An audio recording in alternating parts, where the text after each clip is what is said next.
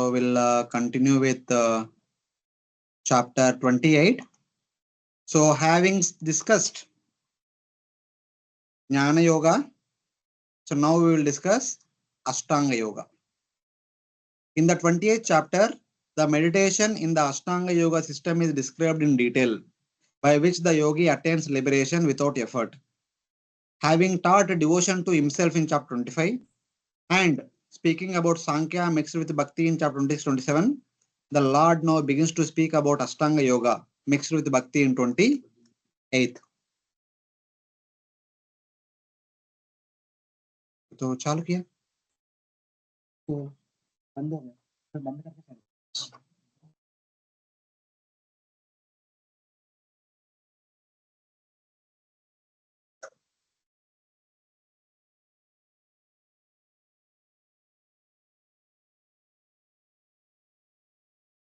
So before getting into this chapter, so there are some slides which talks about what exactly is happening with the respect to all these different. To take this. Study of Sankhya one does in Gurukul, wherein one studied the fundamental principles of material nature as it is mentioned in chapter 26. The result of studying is one is educated about the 28 tattvas, Ishvara, Jiva, Prakriti, Kala, Karma, performed by the body, made up of 4 Antakaranas, 5 Jnanendriyas, 5 Karmendriyas, 5 Antakarmatras, 5 Mahabutas.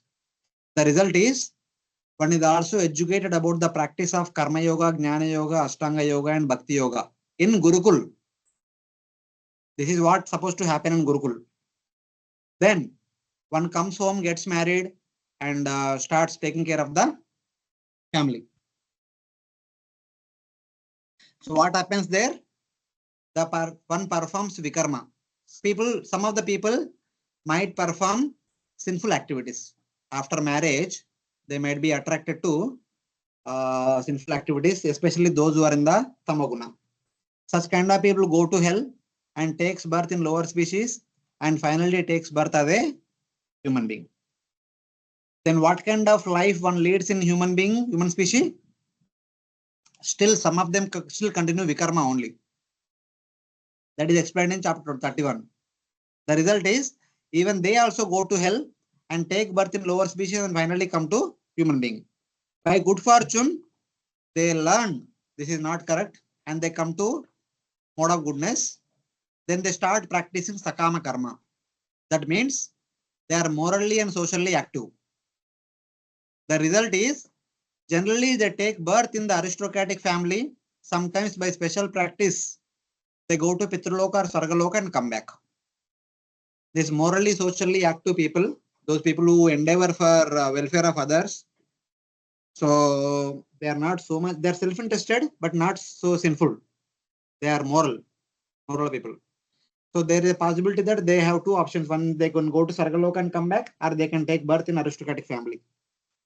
But better than them is performer of Nishkama Karma Yoga. One who understands the purpose of human life is to go back to Godhead. So they are culturally active. The result is first they go to Pitraloka or Sargaloka and then take birth in aristocratic family. But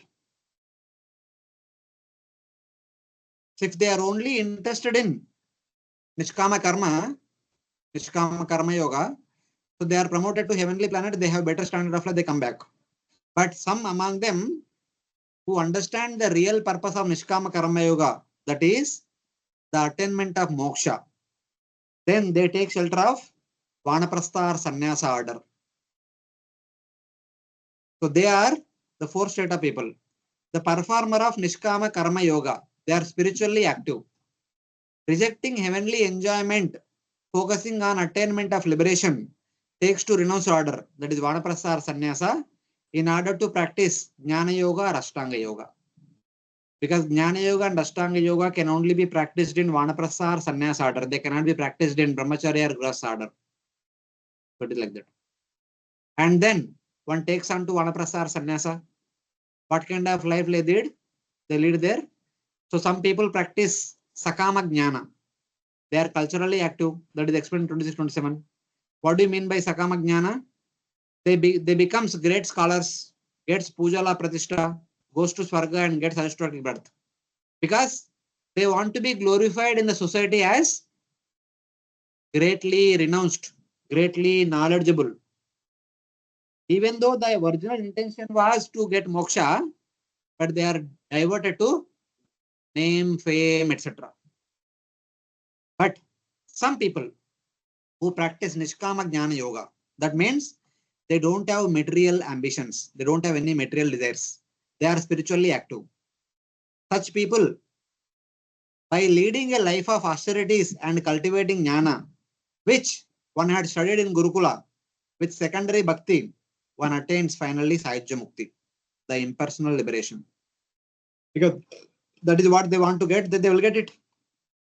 And others who practice Sakama Astanga Yoga, they get tempted by Pujala Pratishtha or Ashtasiddhis. The Siddhis are coming on the pathway. So they are interested in that. So by displaying this, they get name, fame, Pratishtha, everything. So they are bound here. But others who are not attracted to Ashtasiddhis and other things, they lead a life of complete renunciation and cultivating jnana, and by the practice of Astanga Yoga, with one which one had studied in Gurukula, along with the practice of Bhakti, one attains Sahajya Mukti, impersonal liberation. And sometimes Sarishti or Salokya Mukti also. Some fortunate yogis, by the association of great devotees, they develop desire to enter into Vaikuntha. May not be so much serving the Lord, but they want to stay in Vaikuntha, like a remote people who stay in Nalasopara, Kalyan, etc. So that is Sarishti or Salokya Mukti. They get it. This is what happens to all these different kinds of people. So such a Astanga Yogi. In Astanga Yoga, we have two Astanga Yogis, Sakama Astanga Yogi, Nishkama Astanga Yogi. Sakama Astanga Yogi is tempted by the results of Astanga Yoga. Nishkama Astanga Yogi only aspires for liberation. So like that. Sri Bhagavan Uvacha Yogasya Lakshanam Vakshe Sabijasya Nrupatmaje Mano Yeneva Vidita Vidina Prasannam Yati Satpatam.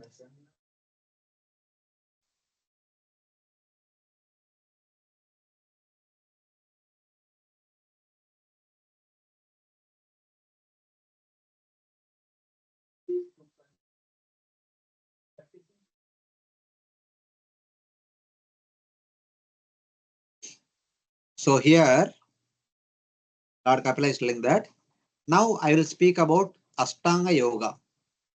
Next with Bhakti, following which the mind attains joyful spiritual path. That means by Astanga Yoga, it is possible that the mind can be controlled quickly, and then mind will focus on the joyful path of Astanga Yoga and easily attain Samadhi and perfection.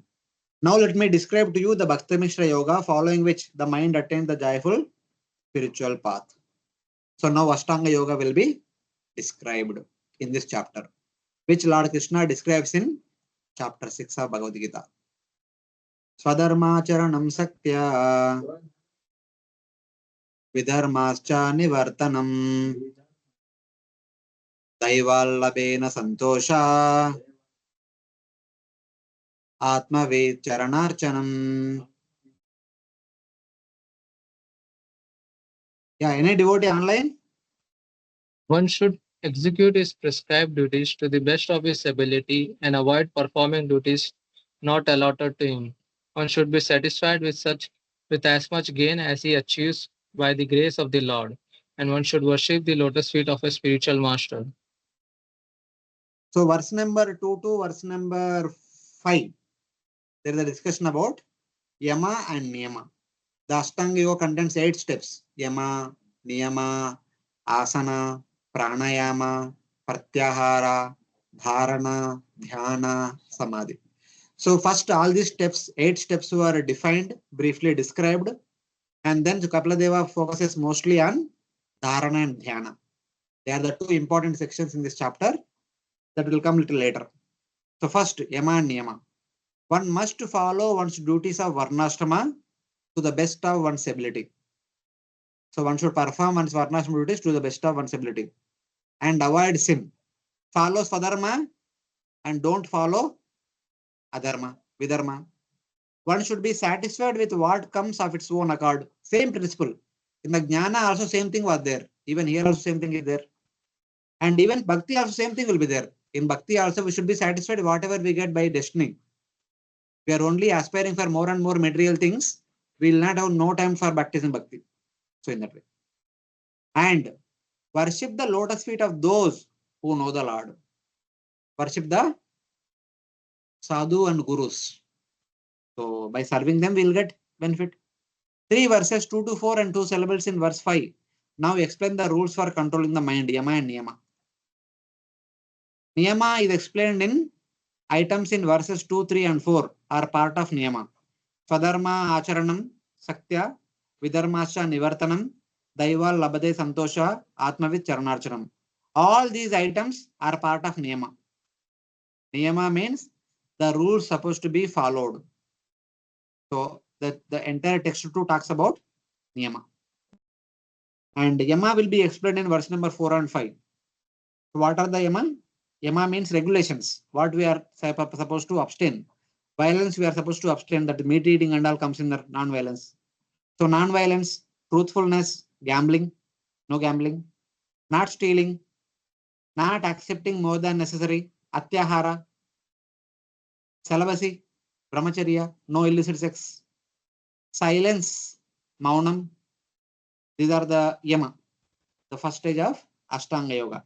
Here total 6 are there. All these 6 you can connect them to 4 regulatory principles. No meat eating, no intoxication, no gambling and no illicit sex. Celibacy is no illicit sex. Non-violence is no meat eating. No gambling is truthfulness. And what is the fourth one? No intoxication. Not accepting more than necessary. Intoxication comes in more than necessary. So we can live happily without intoxication also. Why do you need intoxication? Like that. Gramya dharma nivrittischa moksha dharma ratistata mita medhyadanam shashvat vivikta kshema sevanam. Yeah, devotee online. Please. One should cease performing conventional religious practices and should be attracted to those which lead to salvation. One should eat very frugally and should always remain secluded so that he can achieve the highest perfection of life. Yeah. One should avoid duties that lead to material attachment. So one should not perform that kind of duties which will increase one's attachment in this material world. One should be always absorbed in those which lead to liberation. So absorb oneself in the activities of liberation. That means bhakti activities.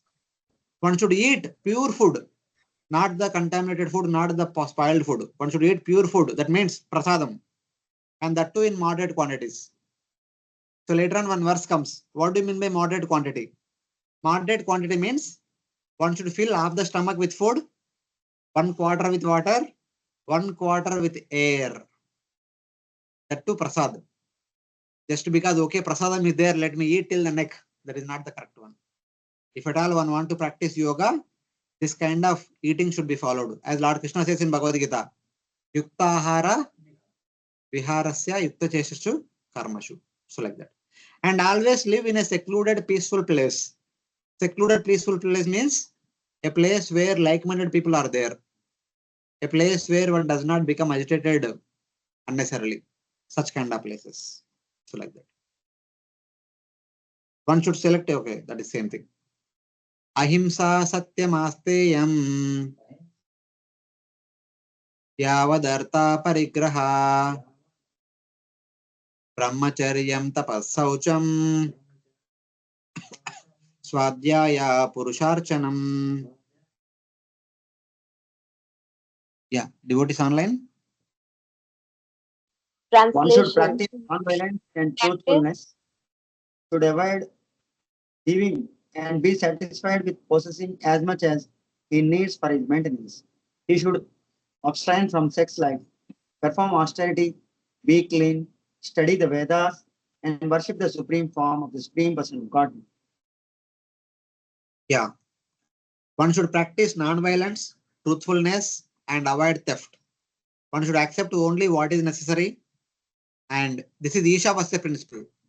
Ishavasya midam sarvam yatkincha jagatyam jagatena taktena bunjita magrudya kasyasviddanam. And not more than that for living. And practice celibacy, austerity, and cleanliness. One should study the Vedas and worship the Supreme Lord. Always Swadhyaya and Purusharashanam should go on. So, even though apparently we are studying for Astanga yogis, these are all common for everyone. Aisa nahi, only Astanga yogis only how to do all these things, not that. Devotees should do all these things in a more rigorously. So like that.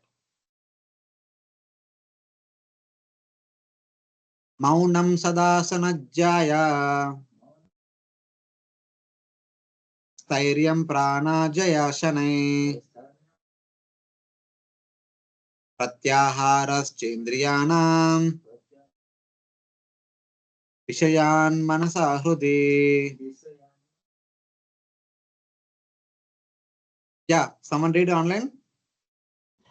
One must observe Translation. silence, One must acquire observe steadiness. silence, acquire steadiness by practicing different yogic postures, control the breathing of vital air, withdraw the senses from sense objects, and thus concentrate the mind on the heart. Hare Krishna.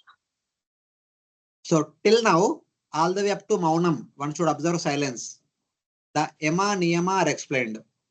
And after Yama Niyama, Asana, Pranayama, Pratyahara are mentioned in this verse.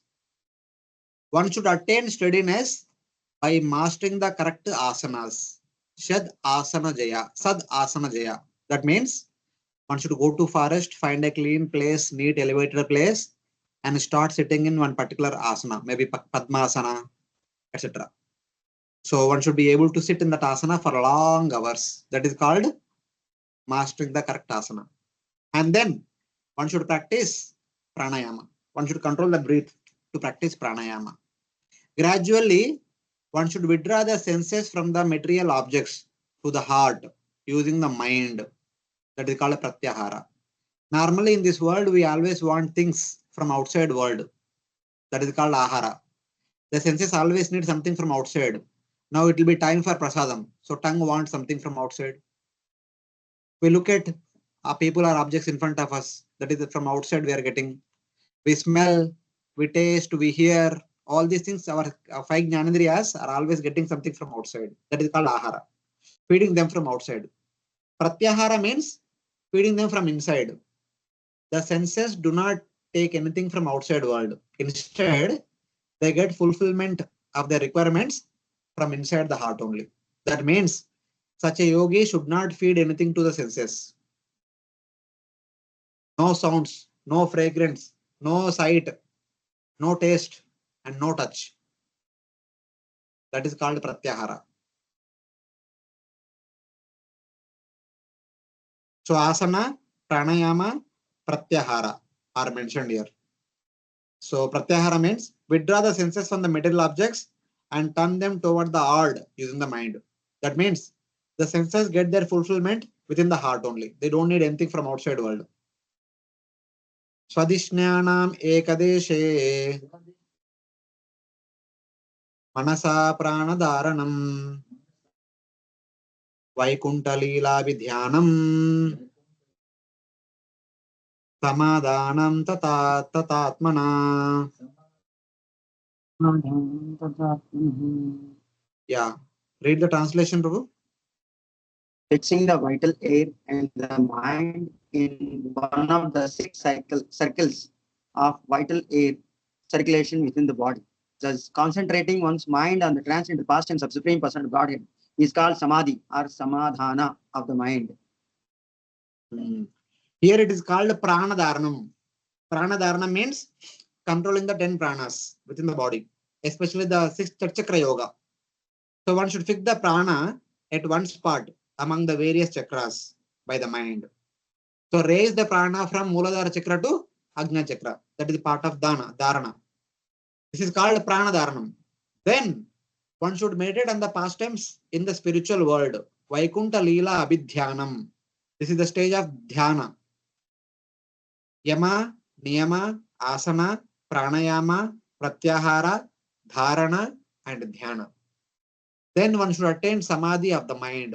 Finally, Samadhi. One will come to the platform of Samadhi. So it is quickly mentioned. What are these 8 steps? Quickly introduced and quickly mentioned about them. The details will come in the rest of the chapter. Dharana means fix the prana at one spot among the various chakras by the mind, starting with the Muladhara chakra while meditating on the complete form of the Lord. How we will be able to fix our mind at one chakra? So this is possible by meditating on the complete form of Paramatma at one go. Dharana means fixing the mind of one chakra and meditating upon complete form of Paramatma. Then Dhyana. Dhyana means one should meditate on the individual limbs, starting with the feet of the Lord along with his pastimes. Leela Vidyanam. So look at the feet of the Lord and meditate on the pastimes connected to the Lord's feet. Like Lord kicking at Shakatasura. Such kind of pastimes. Then the gradually raise all the way up to the face. So like that. Samadhi. After doing Dharana Dhyana, after meditating on the complete form of the Lord and after meditating on the individual limbs of the Lord along with the corresponding pastimes, one should then attain the concentration of the mind, uninterrupted meditation. That is called Samadhi. So that's how the 8 steps are briefly introduced. Now, again from the beginning, one by one will be elaborated. Etair annescha patibir mano dushtam satpatam buddhya yunjita shanakair jita prano hiyatandritaha. Yeah, read the translation.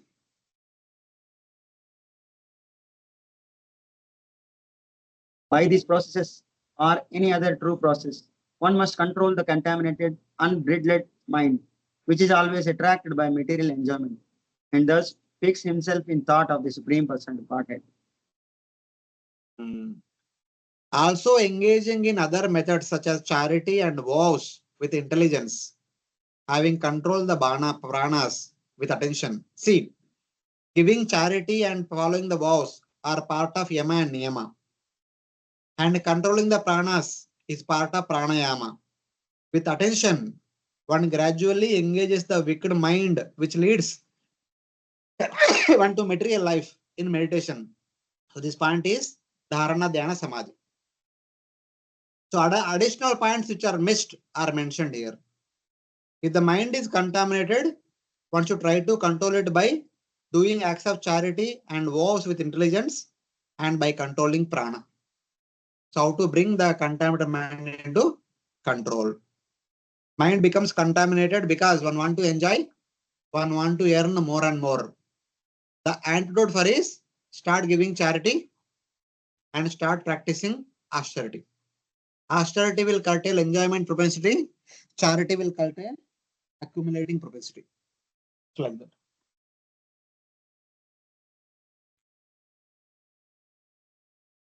देशे प्रतिष्ठाप्य विजितासनासनं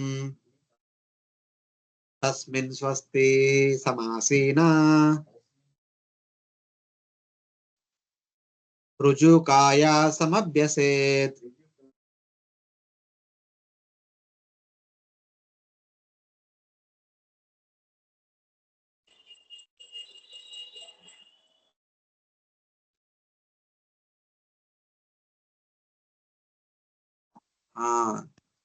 Now, asana and pranayama are mentioned. Mastering the asanas, one should establish one's seat in a clean place, suchodeshe, and sitting in swastikasana, one should sit in swastikasana. Swastikasana also means padmasana. Both are same. Keeping the body straight. While sitting in this asana, the backbone should be straight. Then one should practice pranayama. So what kind of asana? Asana should be made with kusha grass, and upon that there should be a deer skin, and then upon that there should be cloth. It should not be too soft and too hard also. Why kusha grass and deer skin? The forest dwellers like the snakes, scorpions, insects and all, they stay away from kusha grass and deer skin. They can't climb upon them. They can't come near to them.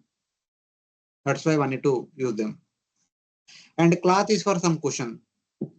And that he should sit in swasti position. Swasti means placing the foot of one leg on the thigh of the other. Right foot on the left thigh, left foot on the right thigh. That is Padmasana. Yeah. Then one should sit and control the breath. Asana and pranayama. Both the points are mentioned in detail. Next.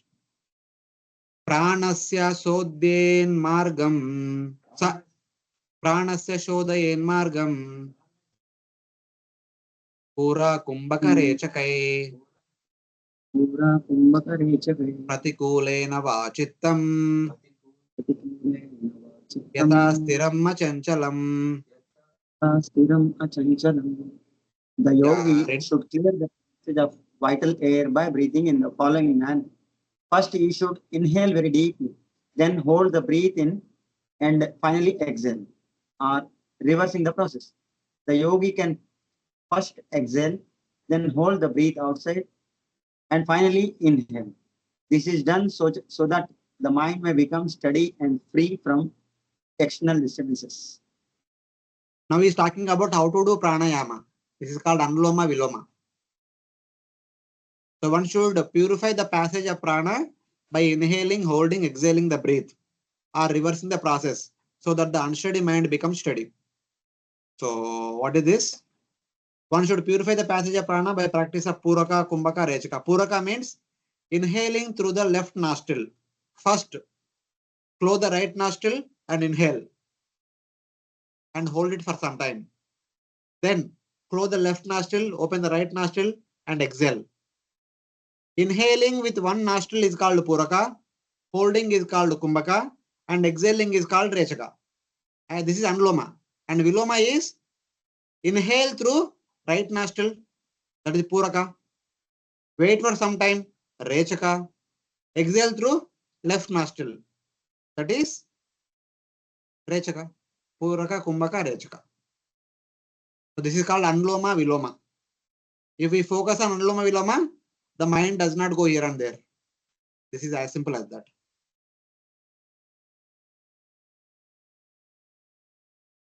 So asana is हो गया, pranayama is also हो गया. उसके बाद प्रत्याहार. मनोचिरा स्याद् विरजम जितश्वासस्य योगिना वायु अग्निभ्यं यतालोहम् धामतं त्यजति वैमलै.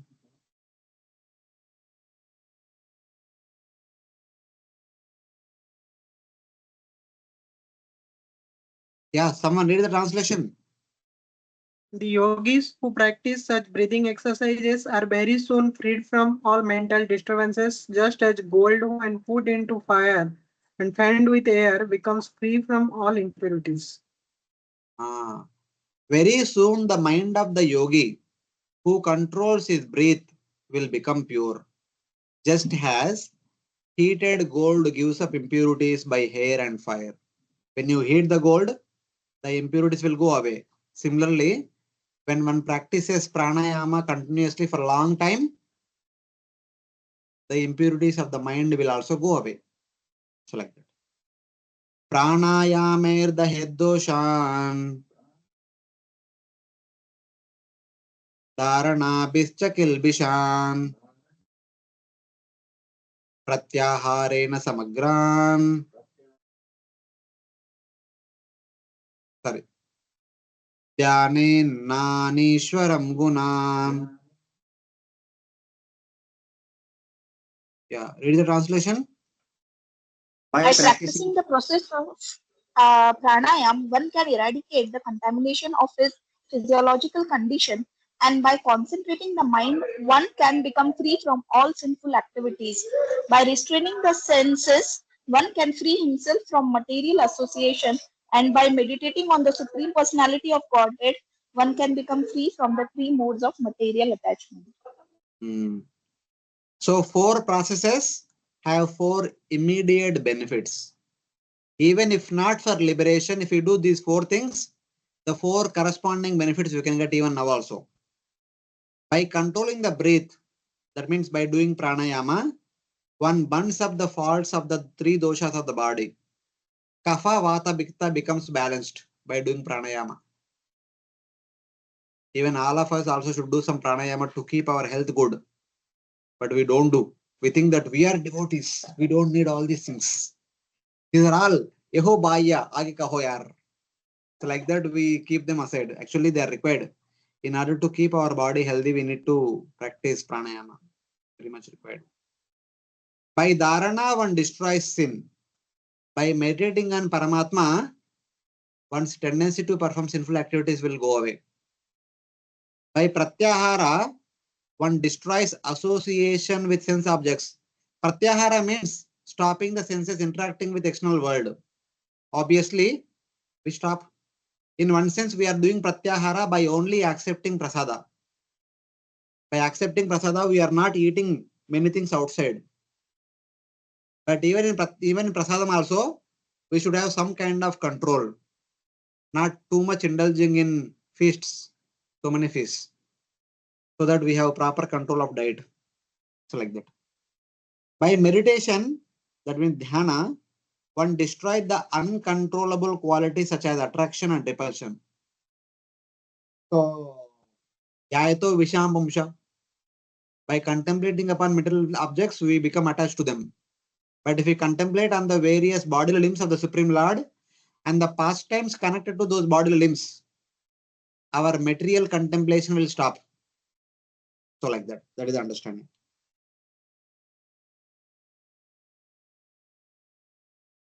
So by pranayama, doshas of the body are destroyed, kapavata pitta. By pratyahara, association with sense objects is destroyed. By dharana, sins are destroyed. Our sinful propensities are destroyed. By dhyana, uncontrollable qualities like and hatred will be destroyed. So these are the benefits of these 4 things by doing them. These are immediate benefits. Actually, they are meant for liberation, but in this world also we get some immediate benefits for anyone. So next verse. Yada manaswam virajam yogena sam susamahitam kastam bhagavato jyayet swa nasagravalokanam. When the mind is perfectly purified by this particular practice of yoga, one should concentrate on the tip of the nose with half closed eyes and see the form of Supreme Personality of Godhead. Yeah, when the mind becomes purified and becomes steady by the practice of yama, niyama, asana, pranayama, pratyahara, dharana, and dhyana. Looking at the tip of the nose. So this is one more point which was missing previously. So while practicing asana, pranayama, pratyahara, dharana, both the eyes should not be closed. They should be half closed.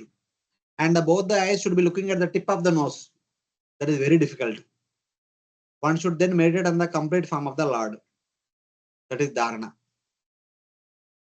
At the stage of dharana, in order to practice dharana, Mataji. So one should be looking at the tip of the nose. By that, one will not become sleepy.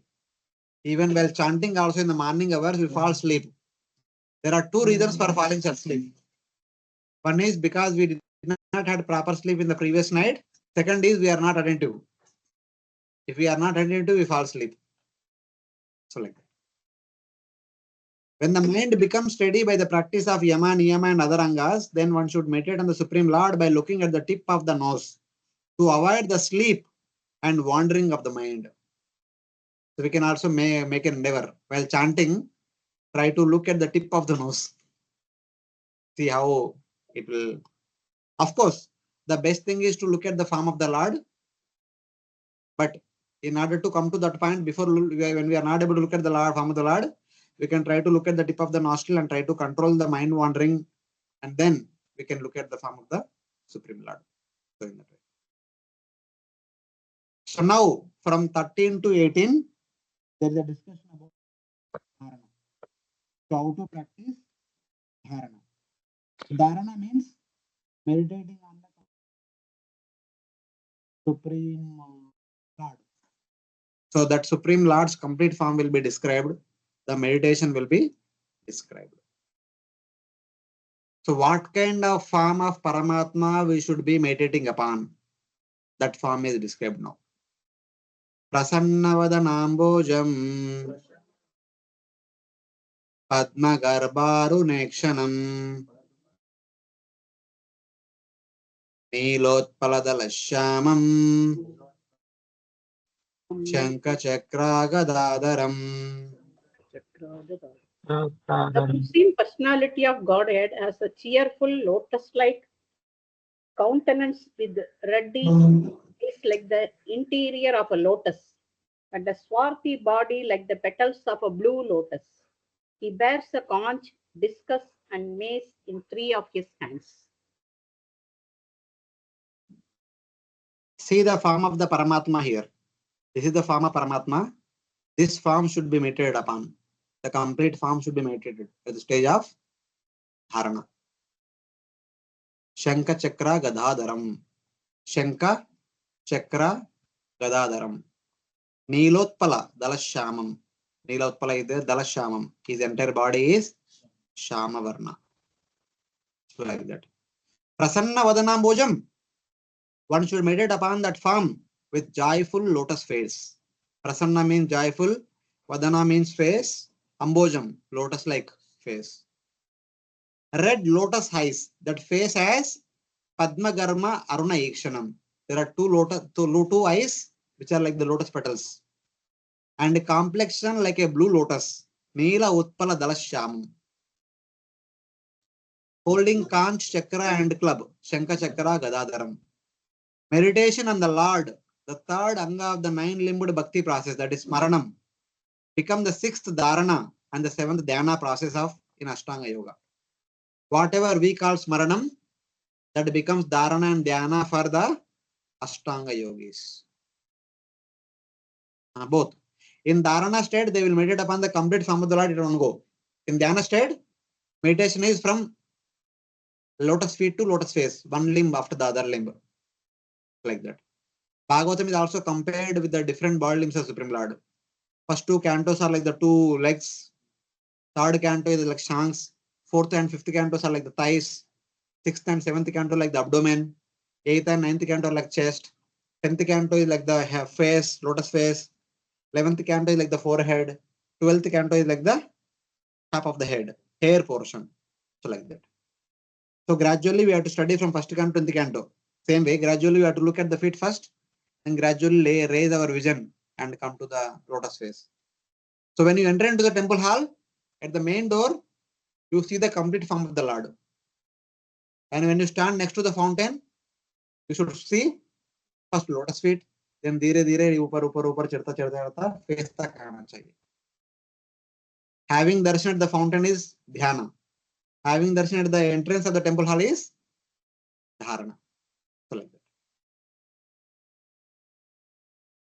Taking this opportunity, Lord Kapila described the form of the Lord used by both devotees and yogis for meditation. Though only 3 items are mentioned in the Lord's hand, the 4th item, the blue lotus, should also be included. Shanka Chakra Gada only mentioned. The 4 should also be understood. So like that. Okay? This is the form of Paramatma. This is the form of the Lord one should meditate upon. The beautiful smiling face with red like eyes. Eyes like the red lotus petals. Then further description. Lasat pankaja kinjalka लसत् पङ्कजकिञ्जल् च pita kauseya vasasam पीतकौशेयवाससं Srivastaksham brajat श्रीवत्सवक्षसम्भ्राजं kaustuba mukta kandaram. कौस्तुभामुक्तकन्धरम्. His lions are covered by the shining clothes, yellowish like a filament of the lotus. On his breast he bear a mark of Srivatsa, Srivatsa, a curl of white hair. The brilliant Kaustubh gem is suspended from his neck. Hare Krishna. Yeah, you see here Kaustuba, Vaijayanti Mala, and other things. The beautiful form of the Supreme Lord.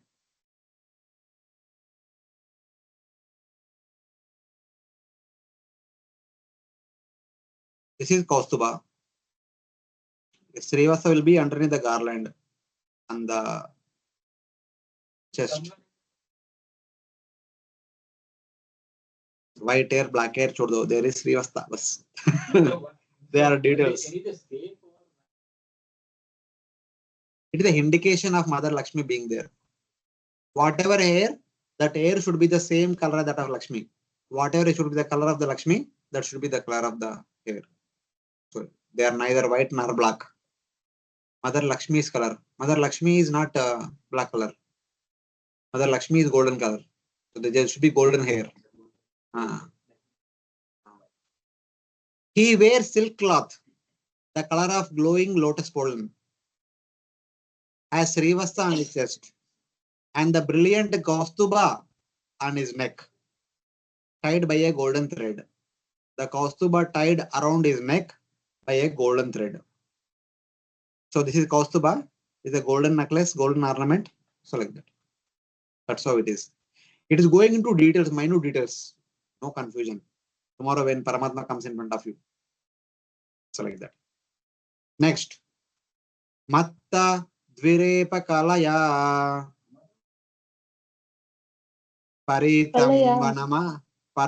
Vanamalaya Parardhyahara Valaya Kiritangada Nopuram. He also wears around his neck a garland of attractive silver flowers, and a swarm of bees, intoxicated by his delicious fragrance, hums about the garland. He is further superbly adorned with pearl necklace, a crown, and a pair of armlets, bracelets, and anklets. So in this picture, in the right side picture, you can see all those things are there. Everything is there. Bracelets, armlets, the pearl necklace, golden necklace, garland, mukut, earrings, everything is there. So like that. He wears a garland filled with the sweet humming intoxicated bees. He wears priceless necklaces, bracelets, crown, armbands, and anklets. Everything. Because the garland is filled with fresh flowers, which are filled with amruta, nectar. The honeybees and bumblebees are hovering around them to with the intention to attract that, eat that nectar. So like that. Next. Kanchi Gunolas Shroni Hrudayamboja Vistaram Darshaneyatamam Shantam Mano Nayanavardhanam. His loins and hips encircled by a girdle. He stands on the lotus of his devotee's heart. He is most charming to look at, and his serene aspect gladdens the eyes and souls of the devotee who behold him. He is most charming to look at. He is always youthful. That is what is the picture here. His hips shine with the cords of his belt. That means there is a belt on his hips. The belt is also shown here in this picture very nicely. The belt is here. He sits in the lotus heart of the devotees. Paramatma is there in the heart of the devotees. He is most attractive to see. Darshaniyatamam. Shantam is peaceful and increases the joy of the mind and eyes. Those who see him, the joy of their mind and heart will increase continuously. They want to see more and more the form of Paramatma. He has a waist shining with cords of his belt. His seat is the lotus heart of the devotees. He is completely peaceful. Apicha darshanam shashvat sarvalokanamaskrutam santam vaisi kaishore krutyanugraha kataram.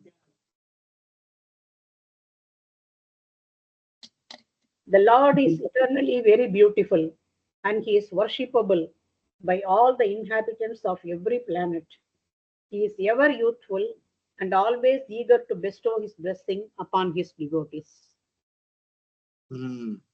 Is he not beautiful? Is he not youthful? Are the devotees not want to see him continuously? But I don't think so myself. But he is worshipped by everyone. Sarvaloka Namaskrutam. The Devatas are constantly worshipping him. In this picture, we can see Brahma, Shiva, Indra, Chandra, Varuna, all the main important Devatas are there. Like that.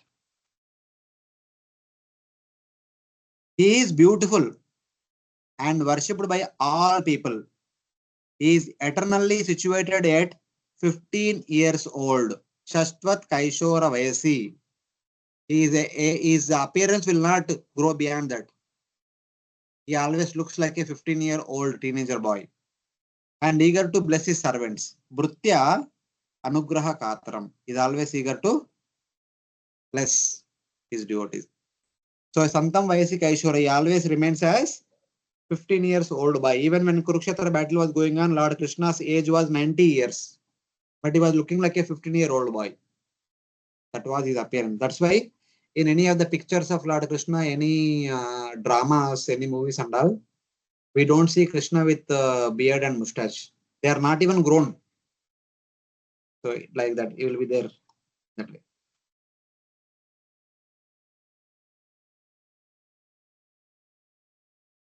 So this same verse in two parts. Apicha darshanam shashvat sarvaloka namaskrutam. Everyone is offering obeisance to him. Santam vayasi kaishore prutyanugraha kataram. Is always eager to bless everyone, including all the living entities. Then the last verse of Dharana. Kirtanya tirtha yashasam punyashloka yashaskaram Yayet devam samagrangam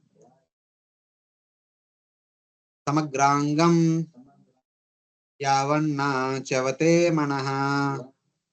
Yavanna chavate manaha. The glory of the Lord is always worth singing, for his glories enhance the glories of his devotees. One should therefore meditate upon the Supreme Personality of Godhead and upon his devotees. One should meditate on the eternal form of the Lord until the mind becomes fixed. Thus, one should meditate on this form of the Supreme Lord, Paramatma, with all his limbs together. Vyayed devam samagra angam.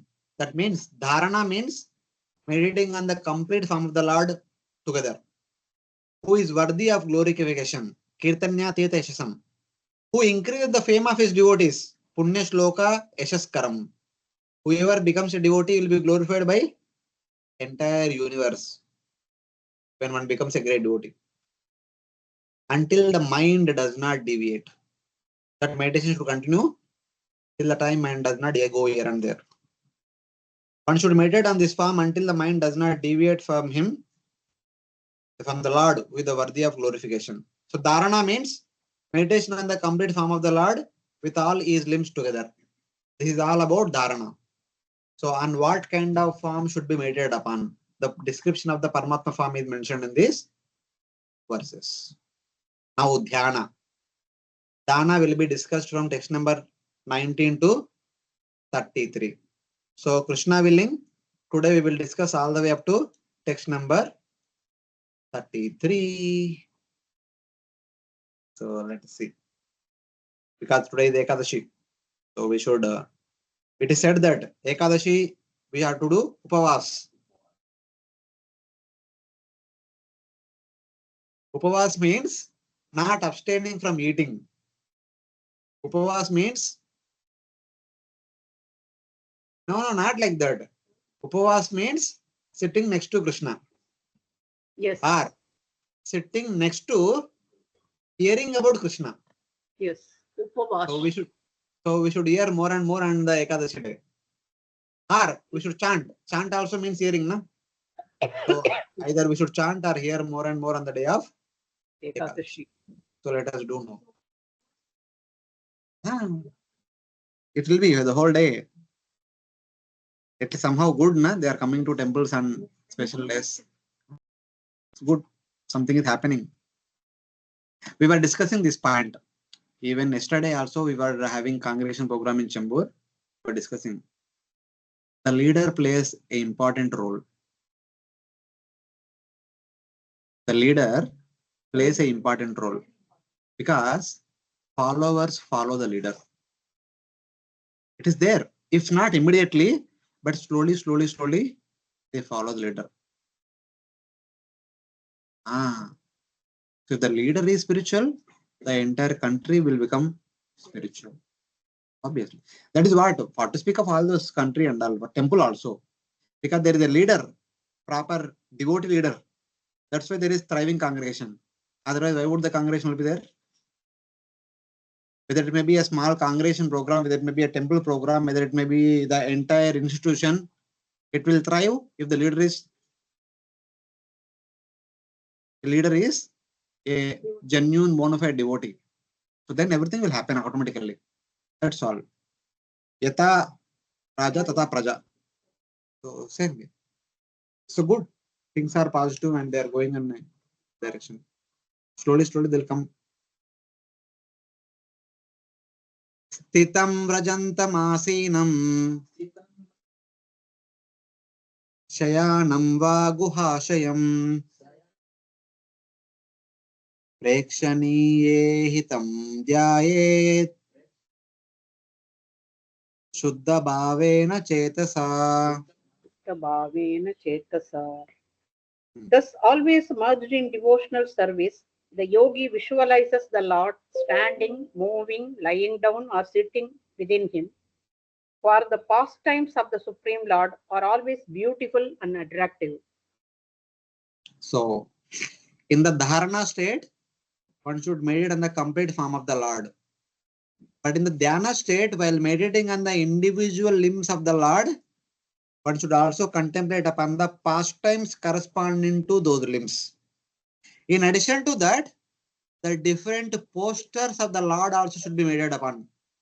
Lord either can be sitting, or can be sleeping, or can be standing.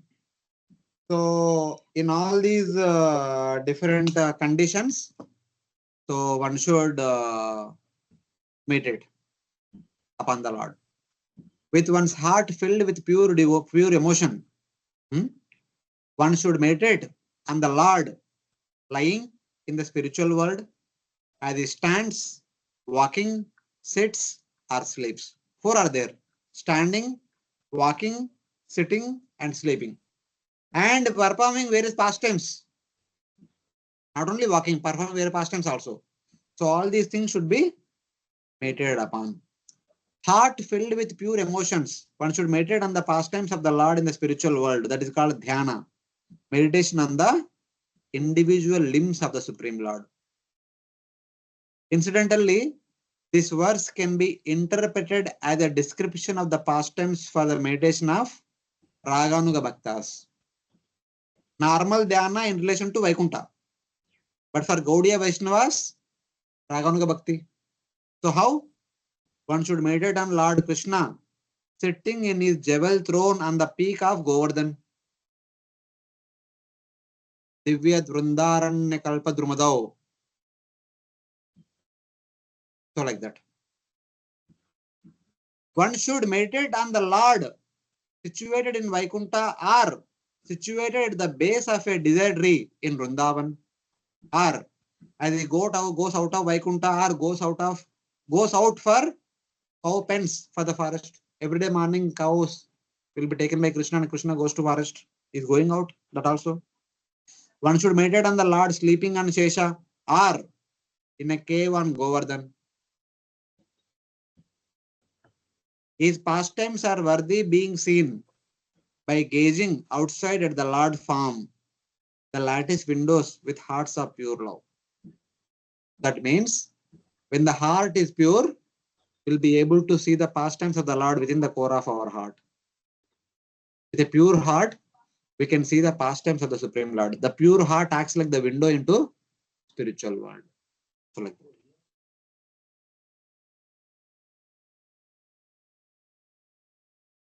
Vaidi meditates upon Vishnu, Raganuga meditates upon Krishna. All the pastimes.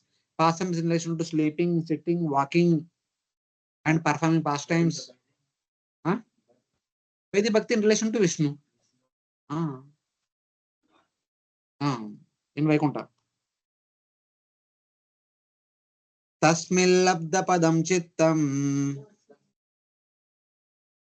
sarva vayava samstitam vilakshaikatra samyujjat ange bhagavato munihi.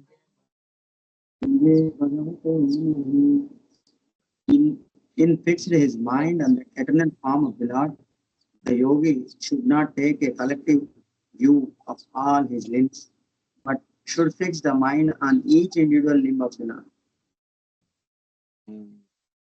The sage, having concentrated his mind on seeing the Lord, tasmal vilaksha labda padam chittam. That means the chitta, the consciousness, is able to focus on the form of the Lord, one by one, each limb.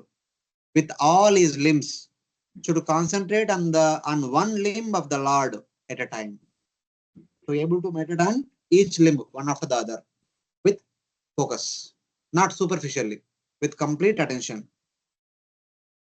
After perfecting dharana, that is meditation on the full form of the Lord, one should start dhyana, meditation on the individual limb of the Lord. Having described the whole form for meditation, Lord Kapila now described the meditation on individual limbs. Now, one limb and what kind of meditation one should do on that limb will be described, starting from 21 onwards. So this is also mentioned in second canto, second chapter, text number 13, wherein it is said that one should firmly meditate with the intelligence on each limb, one after the other, starting from the feet up to the smiling face of the Supreme Lord, Gadabruta. After practicing concentrating on one limb, one should give up that limb and proceed to the next limb, as the intelligence gradually becomes purified. So like that. That means it is not that okay, pair dekh liya, abhi abdomen and chest, not like that. You meditate and wait till the time mind gets purified in relation to that particular limb. Then raise up, then meditate, purify the mind in relation to that limb, and like that. That means the legs will purify the gross nature of the mind. Like the dire, we have contamination at different levels. So one level contamination will be purified by one limb of the Supreme Lord. It's like that. The more you go upward, the more subtle it becomes. So like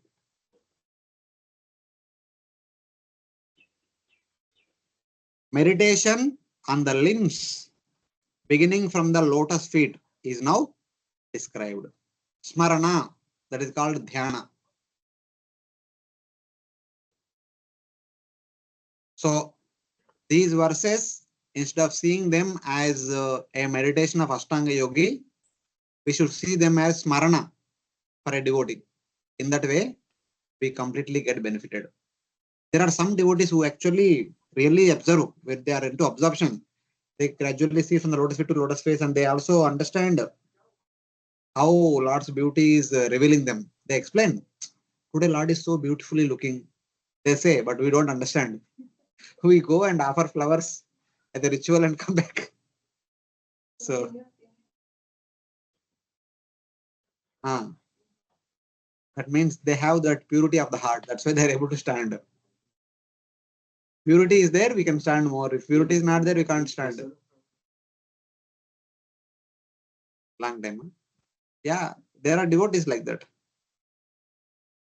There are many devotees like that. They can stand in front of deities for hours together also, looking at the beautiful form of the Lord. People like me cannot. No purity. Request all of you to pray for me so that I will also able to release the form of the Lord. Huh?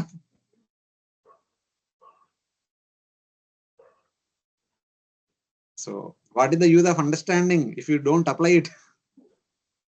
So, now Lord's form is going to manifest just like the sun is rising early in the morning. So, we are in the darkness. The sun is going to rise. Here is the sun rising. So, there is brightness. So, sun has risen.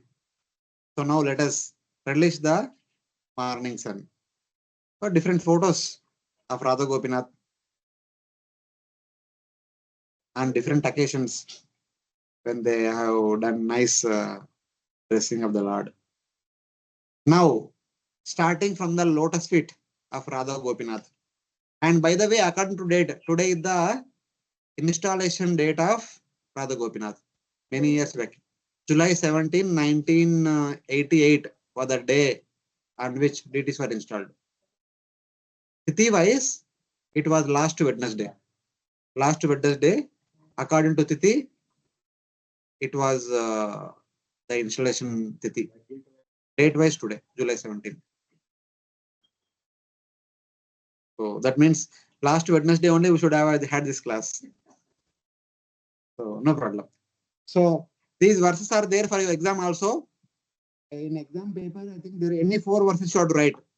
Starting from this verse till the end, till 33rd. Among all the 10, 11 verses, you need to by heart any 4 verses which you like. So kindly pay attention. I mean, these verses are also in one way. When we start in front of the deities, sometimes we may become blank. We don't know what to pray. If we remember these verses, we can actually pray these verses. Because by praying the verses, we can start kind of meditating upon the limbs of the Lord. Otherwise, Ayaram, Gayaram. We come and offer flower because everyone is offering flowers. We are focused on moving our hand than the form. So we move and move our hand a ritual and offer the flowers and offer the dandavat and say something and go to Prabhupada and take Charanamrut and do something and then go to your world. Ritual हो जाता है बहुत generally बहुत बार ritual हो जाता है तो starting में it was new ना when some things are new mind becomes very much attached to it when something becomes routine the mind से बहुत हो गया अब कितना बार कर लिया अभी क्या करेंगे इतना और करके क्या करें same dt only what you see new thing what is the new thing today कल भी वही dt देखा परसों भी वही dt देखा उसके पहले भी वही dt देखा 10 साल से वही देख रहे हैं उसमें नया क्या है इसकी वजह से this is called familiarity breeds contempt.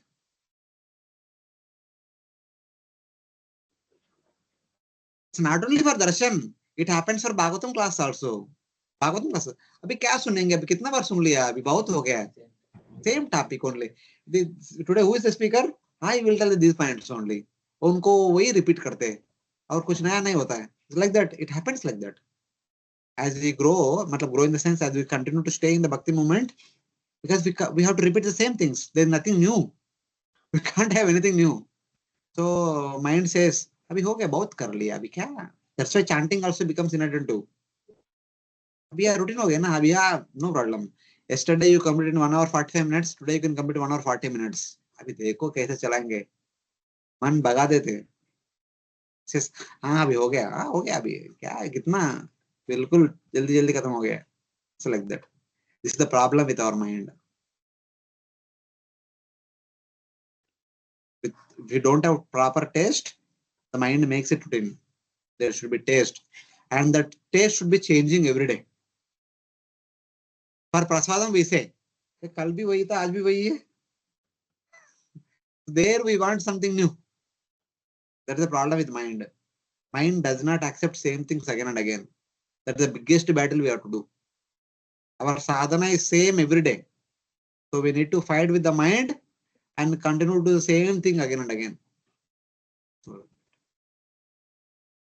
Okay, fine. So please, all of you repeat after me at your respective places. Sanchintayet Bhagavatas Charanarvindam Arvindam Vajrankusha Sajassaro Ruhalanchanaadyam Nadyam Uttungarakta Vilasannakachakravala Tungarakta Vilasan Josna Birahata Mahadrudayandakaram Usna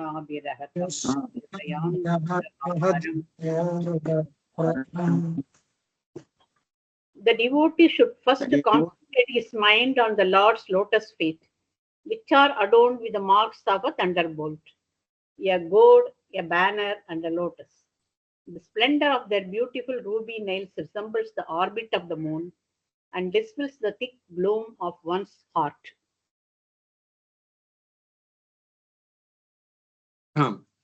First, we should see the soles of the Lord's lotus feet and then meditate. So generally, we may not be able to see it, the soles like this, but we should be able to see some part of the soles.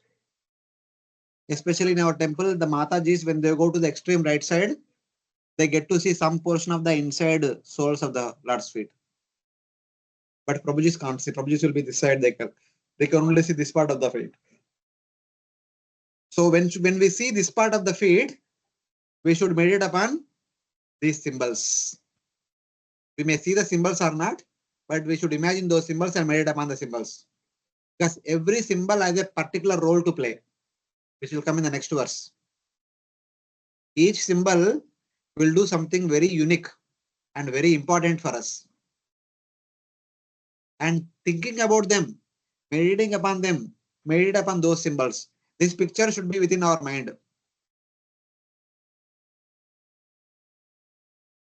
So here, beneath the toenail, we have chakra. Adjacent to that, kamal. Adjacent to that, gourd. Adjacent to beneath that spear, then flag, then umbrella, then swastik. Here, to the right arm, which is the right? This is the left, na? For Lord, this is right. This is left. So for the left toenail, beneath that, we have Shanka. Adjacent to that, there is a ring. Beneath that, there is a bow. And beneath that, there are some grains. And beneath that, there is Ardha Chandrakara Swastika with all the pots filled with the new grains. There is a Meena below. These are all different symbols that are there in the lotus feet of Lord Krishna and Lord Vishnu. We should meditate upon them. One should meditate on the lotus. Okay, Lord's lotus foot marked with a thunderbolt. Thunderbolt is here. Elephant gourd.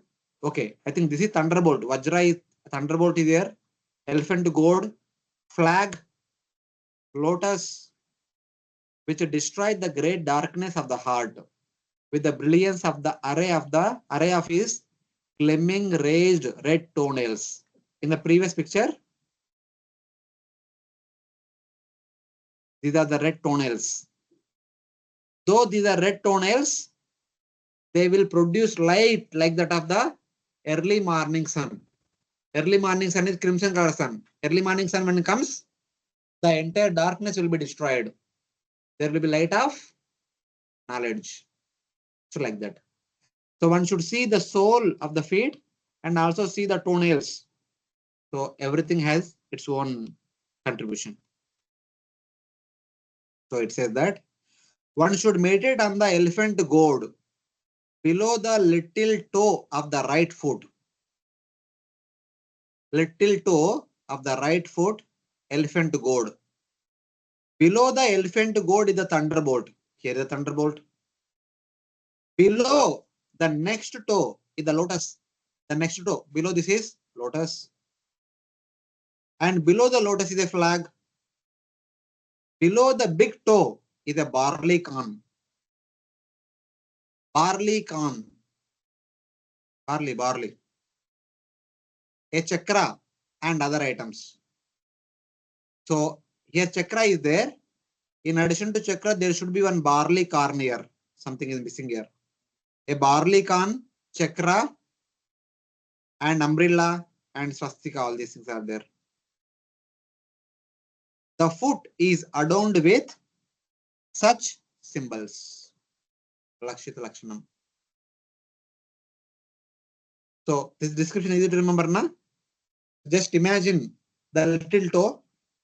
Below that there is elephant gourd, and below that elephant gourd. Below that there is a thunderbolt, and below the next toe there is lotus flower. Below that there is flag, and below the toenail, below the toe, there is barley corn. There is chakra. There is umbrella, and down below there is swastika.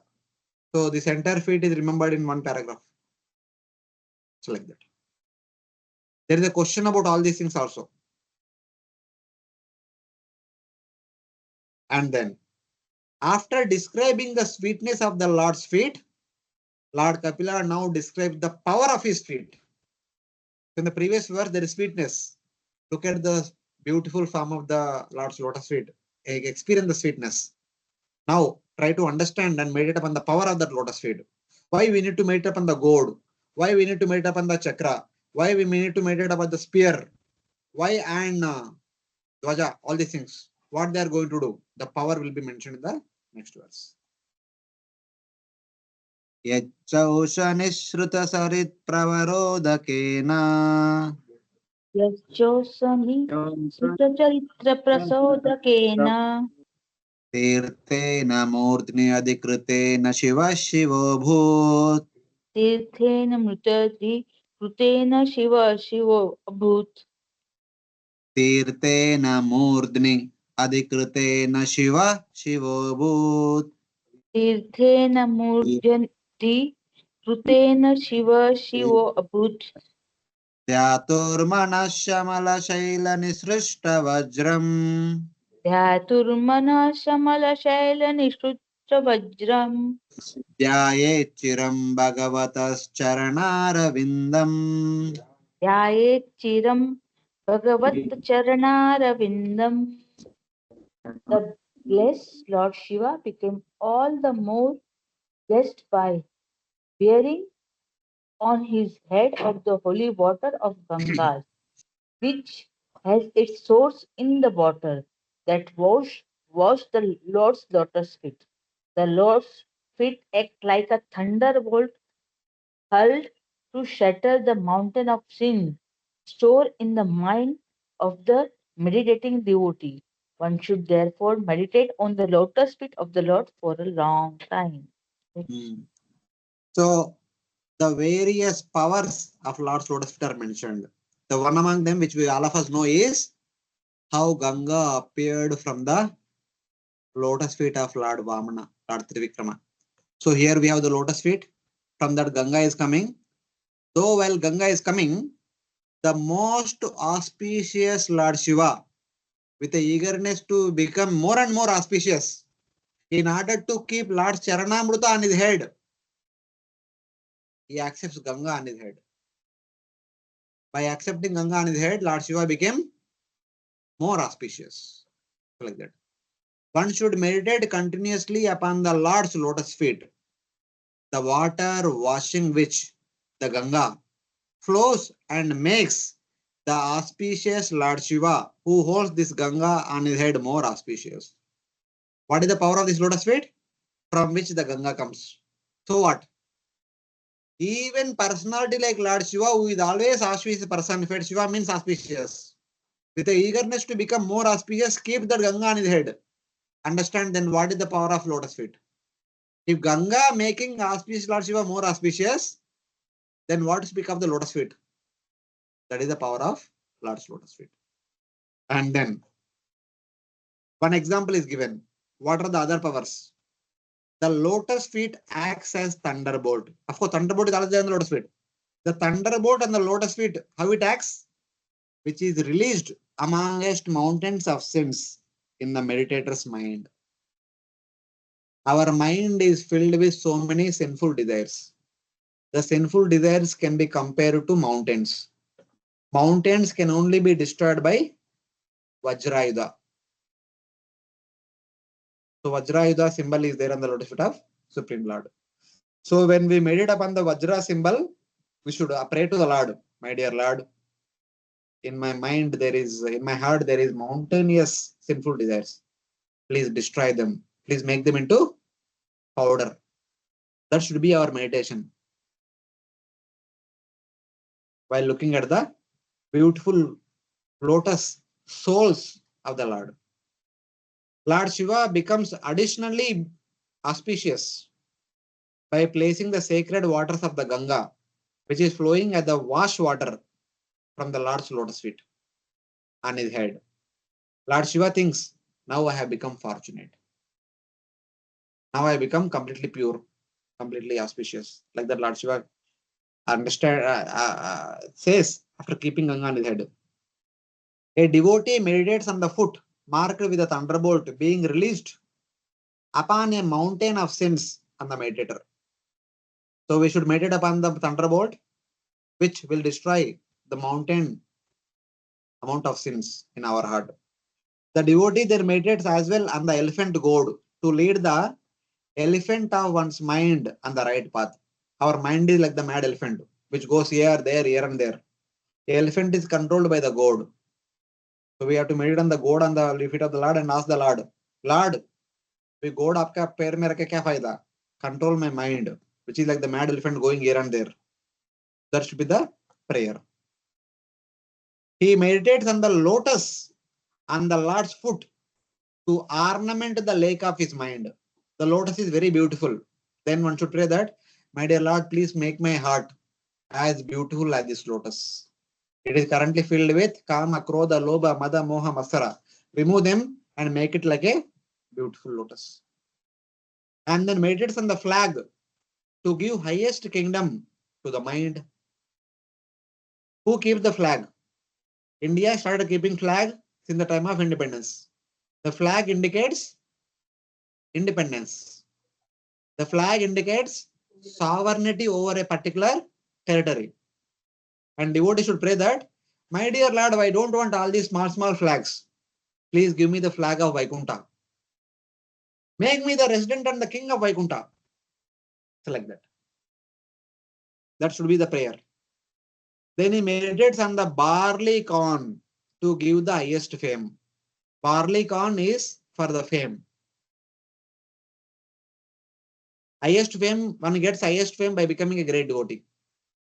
When Chaitanya Mahaprabhu discussing with Ramananda Rai, Chaitanya Mahaprabhu was asking so many questions to Ramananda Rai, and Ramananda Rai was answering. In that, one of the question is, what is the highest fame? So Ramananda Rai, without wait, he says that being recognized as the devotee of Lord Vishnu. He who is recognized as the devotee of Lord Vishnu will be glorified for the rest of eternity. All our acharyas, they came and gone. Still we are glorifying them. And they will be glorified for the rest of eternity. Acharya like Shankaracharya, Ramanacharya, Madhvacharya, Vishnu Swami, Nimbarka, Goswami, Chaitanya Mahaprabhu, all these personalities are always remembered. That is the fame of being a devotee. Prahlad, Dhruva, कब का आगे devotee से? Swayambhu Manu, during Swayambhu Manvantara period. बहुत पुरातन, फिर भी we talk about him, Dhruva and all. Then he meditates on the umbrella to give relief from three miseries. Tapatrayena abhihitena gore. So like that. He meditates on the chakra to give complete protection. Chakra के बारे में बोलने की जरूरत नहीं. We have Ambarish Maharaj past time. Chakra is there to protect him always. Like that, the chakra will always protect the different devotees. Then, after meditating on the standing form of the Lord, from the standing form, the feet, then meditate on the legs of the Lord from the sleeping form of the Lord. Because a sleeping Lord is always foot massaged by Mother Lakshmi. So this portion is over. Now this portion should be meditated. So Mother Lakshmi is always massaging that part of the legs of the Lord Vishnu. That is the pastime. This is the posture of the Lord. Janudvayam jala jalochanaya jananya. Vayam jala jalochanaya jananya Lakshmya kilasya suravanditaya vidhatu. Lakshma kilasya suravandita taya vidatu Purvornidaya karapallavarochishayat. Vornidhaya karapallavarochishaya Samlalitam hrudi vibhor abhavasya kuryat. Samlalitam Vibhor Abhavasya Kurya.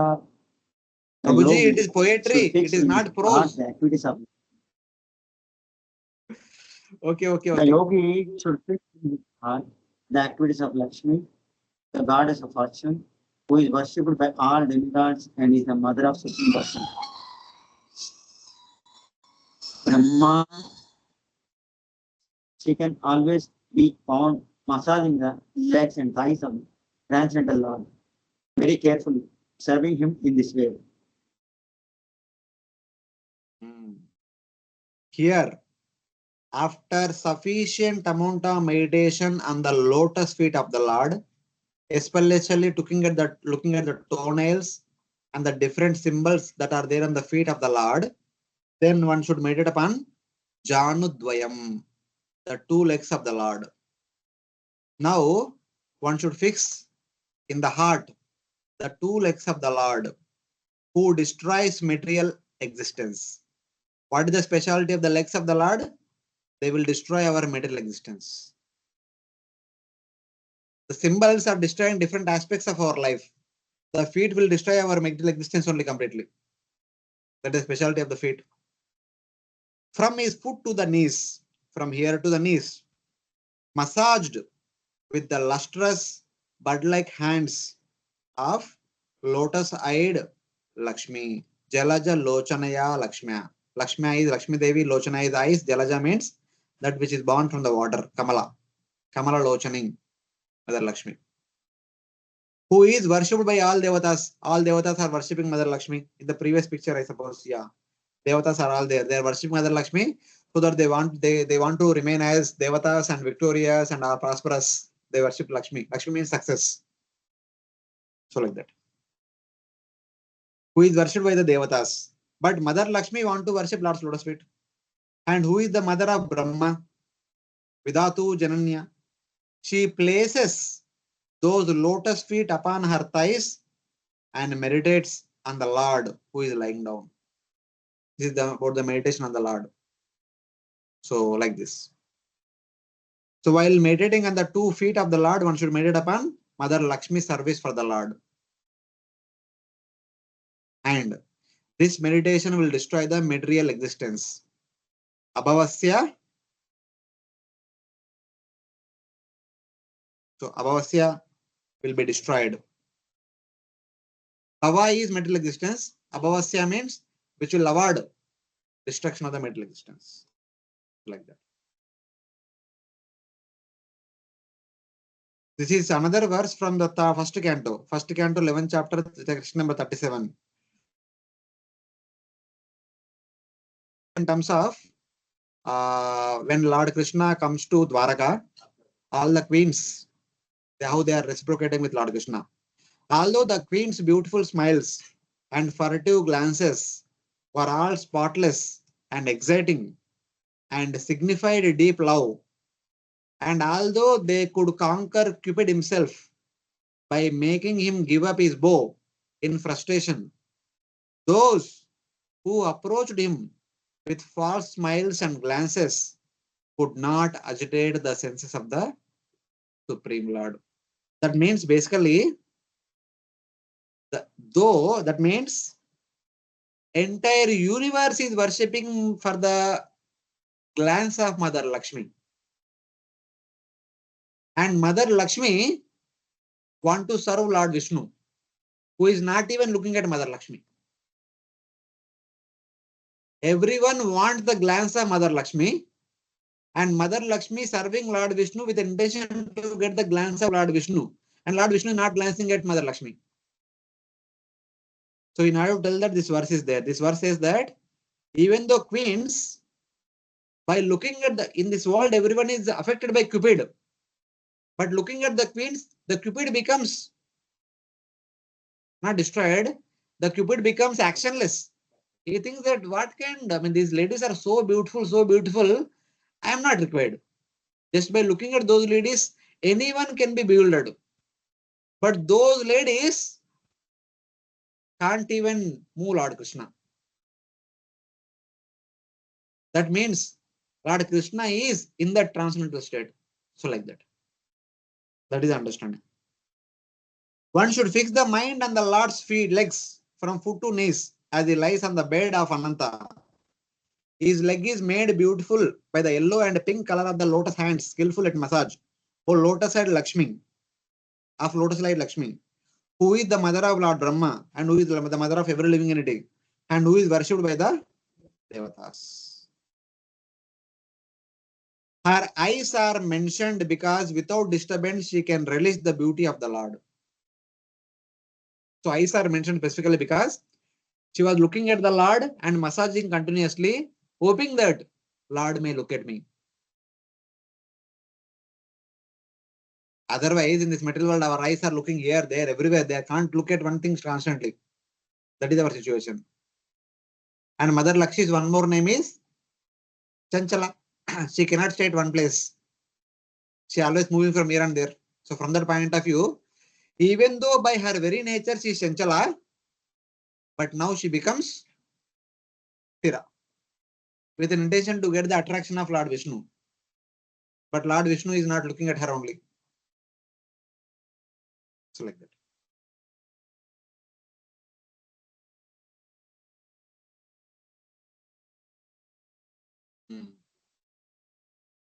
Just as Mother Lakshmi relishes the beauty of the Lord without disturbances, the yogi should relish the sweetness and the power of his feet and knees. The yogi should relish the rest of the limbs in the same way. The Lord extinguishes material life. That means, just like even Chanchala Mother Lakshmi becomes Thira and meditates on Lord's lotus feet continuously, like that we also should control our Chanchala Man and keep that Man Sthira upon the lotus feet of the Lord. Because that lotus feet alone can destroy our material existence. None of the other things of this world, neither bank balance, nor this, nor that, can destroy our material existence.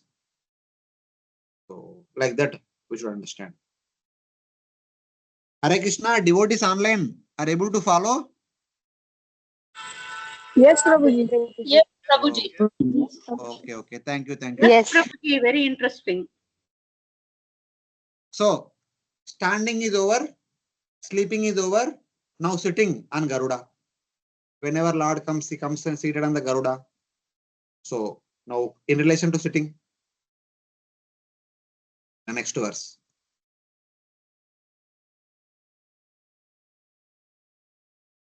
Text number 24.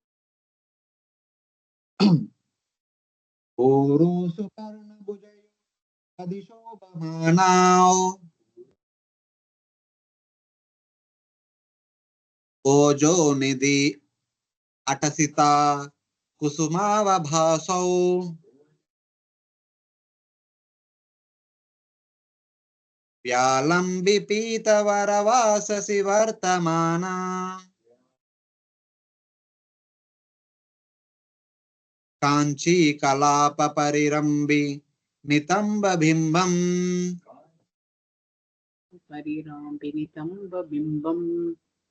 Next, the yogi should fix his mind in meditation on the personality of Godhead's thighs, the storehouse of all energy. The Lord's thighs are wheatish blue, like the luster of the linseed flower, and appear most graceful when the Lord is carried on the shoulders of Garuda. Also, the yogi should contemplate his rounded hips, which are encircled by a girdle that rests on the exquisite yellow silk cloth that extends down to his ankles. The pitambara, thighs, and the belt, all these things should be meditated, especially while Lord was seated on the Garuda. Like that. One should meditate, one should place in his mind on the two beautiful, powerful thighs of the Lord. Ojo Nidhi Uru, the most powerful. Blue like the Atasi flower. The Lord's complexion is blue. So thighs also will be same color. As he sits on the shoulders of Garuda with rounded hips, surrounded by a belt and dropped with the best yellow cloth. This entire yellow cloth, Pitambara Vastra. Meditation on the two thighs of the Lord mounted on Garuda while going to give blessings to Prutu and Dhruva.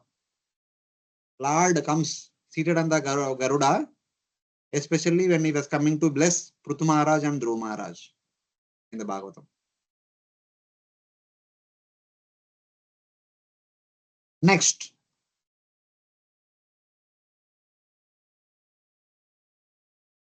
So after thighs, as you go upward, the next one is Abhihridam Bhuvana Kosha Guhodarastam Yatratmayo Nidishana Kila Loka Padmam Vyudam Harinmani Vrishastanayo Ramusha Yayedvayam Vishadahaраmayuka Gauram.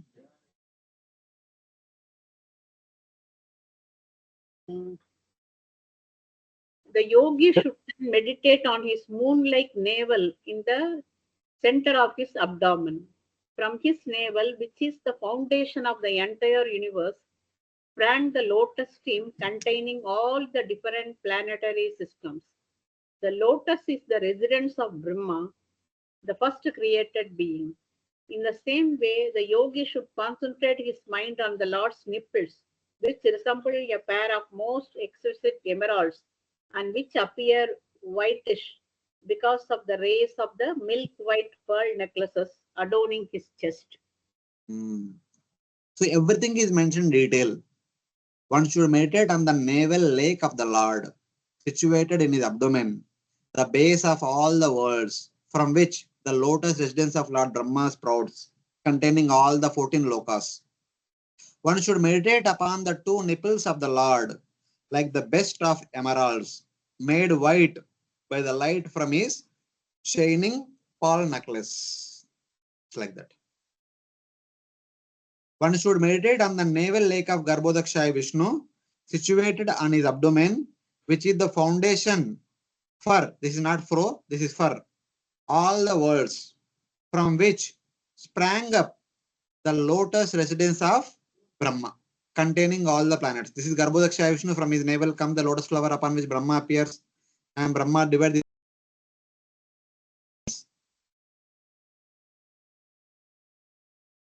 One should meditate on the two nipples of the Lord, circular in shape, like the best emeralds, are which have righteousness and are the color of emeralds.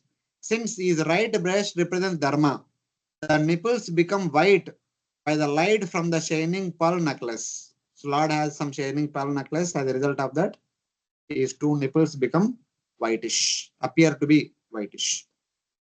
One should also meditate on the Srivastha mark, turning to the right.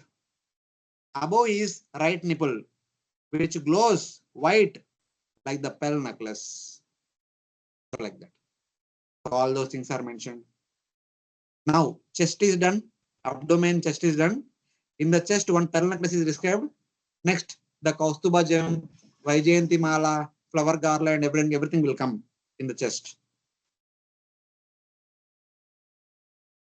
वक्षोदिवासं वृषभस्य महाविभूते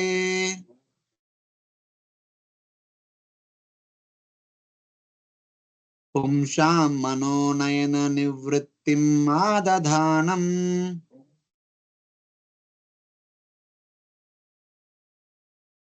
कण्ठं च कौस्तुभमणेरधिभूषणार्थम्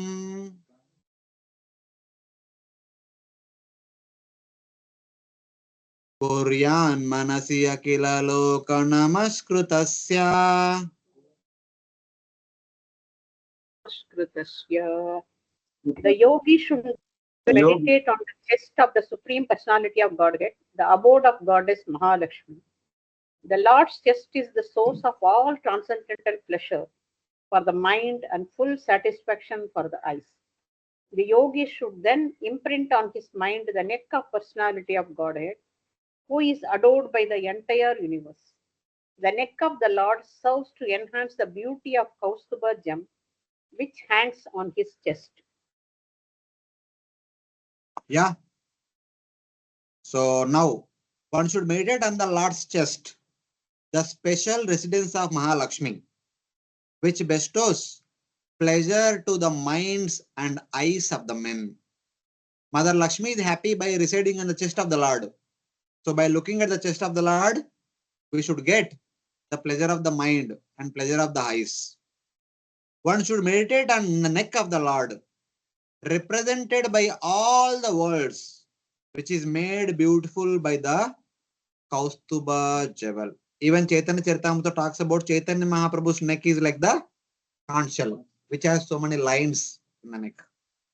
So like that. One should meditate on the chest of the Lord, whose left side is the special place of Mahalakshmi. Then one should meditate on the neck, ornamented additionally by the Kaustubha gem. In the picture, we have Kaustubha gem. So these are the Kaustubha. Previously, we saw. So like that.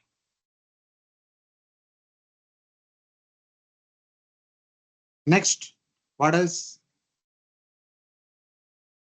Hands. Neck, up to neck is over. Adjacent to the neck, adjacent to the chest, we have hands. The four hands of the Supreme Lord. One should meditate upon them. Bahum cha mandaragire parivartanena. Bahum cha mandaragire parivartanena.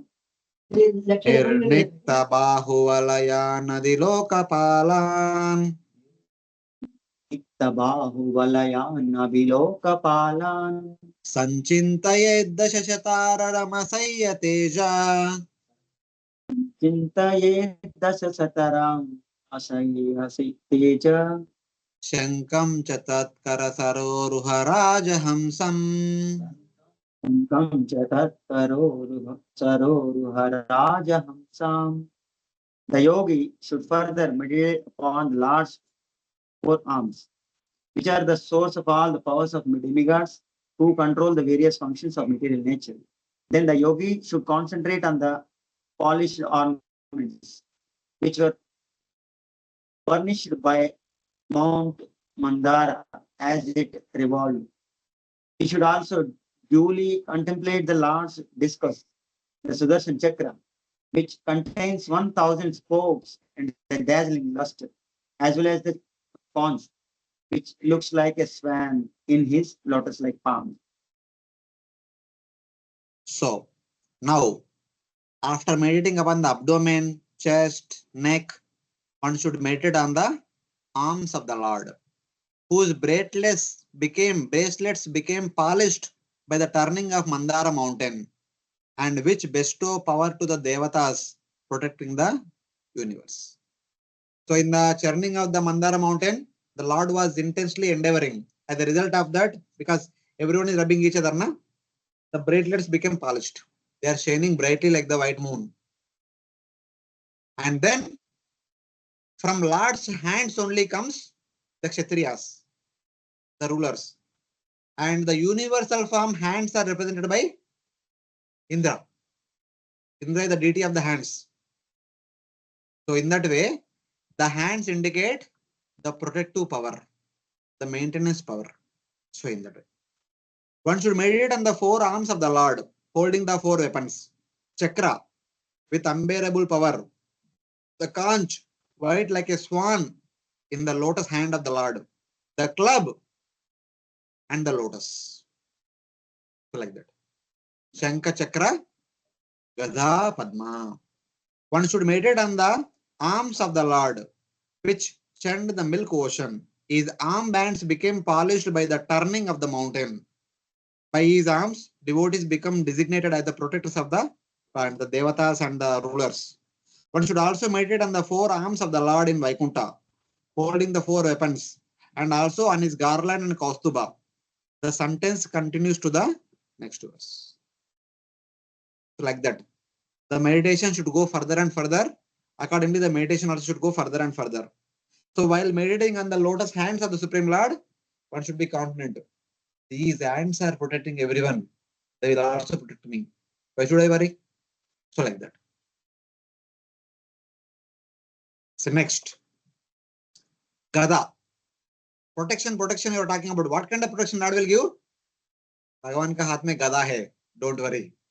जिसका हाथ में गदा है, उनके सामने जो भी है नहीं ठीक नहीं पाएगा ज्यादा.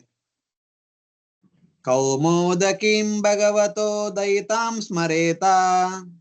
कौमोगितं भगवतो दयितं स्मरेता. दिग्धां मराति बत शोणितकर्दमेन. दिग्गाम् अरति बत शोणितकर्दमेन. मालां मधुरतवरूतगिरोपजुष्टम्. मालां मधुवृतभर्तगिरोपगुष्टम्. चैत्यस्य तत्त्वममलं मणिमस्य कण्ठे. चैत्यस्य तत्त्वम् अमलं मणिमस्य कण्ठे. The yogi should meditate upon his club. Which is named Kaumudiki and is very dear to him. This club smashes the demons, which are always inimical soldiers, and is smeared with their blood. One should also concentrate on the knife guarded on the neck of the Lord, which is always surrounded by bumblebees, with their nice buzzing sounds. And one should meditate upon the pearl necklace on the Lord's neck, which is considered to represent the pure living entities who are always engaged in his service. Hare Krishna. After meditating on the hands, especially one hand which holds Kaumodaki Gada, very important. That is required for other protection. One should meditate on the Lord's dear club Kaumodaki, smeared with the blood of the enemy. Lord killed Hiranyaksha with that Gada, Kaumodaki Gada, especially Hiranyaksha. One should meditate on his garland, surrounded by swarms of buzzing bees, and on the pure Kaustuba jewel on his neck, which represents the Jiva Tattva. Here is the garland. Here is Kaustuba jewel. Dirgam, digdham, smear means smeared. Upagushtam means buzzing. Chitta means to be visible or to appear. Though the word Chaitya everywhere means the Paramatma, in this case it means the Jiva. Since the Jiva is Lord Shakti. The Kaustuba is Tattva of the Jiva Shakti. The Kaustuba Mani represents the Jiva Shakti of the Supreme Lord. It is said in Vishnu Purana. So Vishnu Purana actually talks about it. The Supreme Lord distributes the form of the Kaustuba jewel, uncontaminated and pure, at the Atma in the universe. Lord's Kaustuba manifests in the form of various Jivas in this material world. So like that. Thus Kaustuba represents the unlimited Jivas or unlimited devotees in this world. So like that, in the neck, in the chest, the different garlands, ornaments, and the different weapons, Shankha, Chakra, Gada, Padma, everything has been mentioned. Then, face. In that also many different versions are there. Prutyanukampita diyeha grihita murte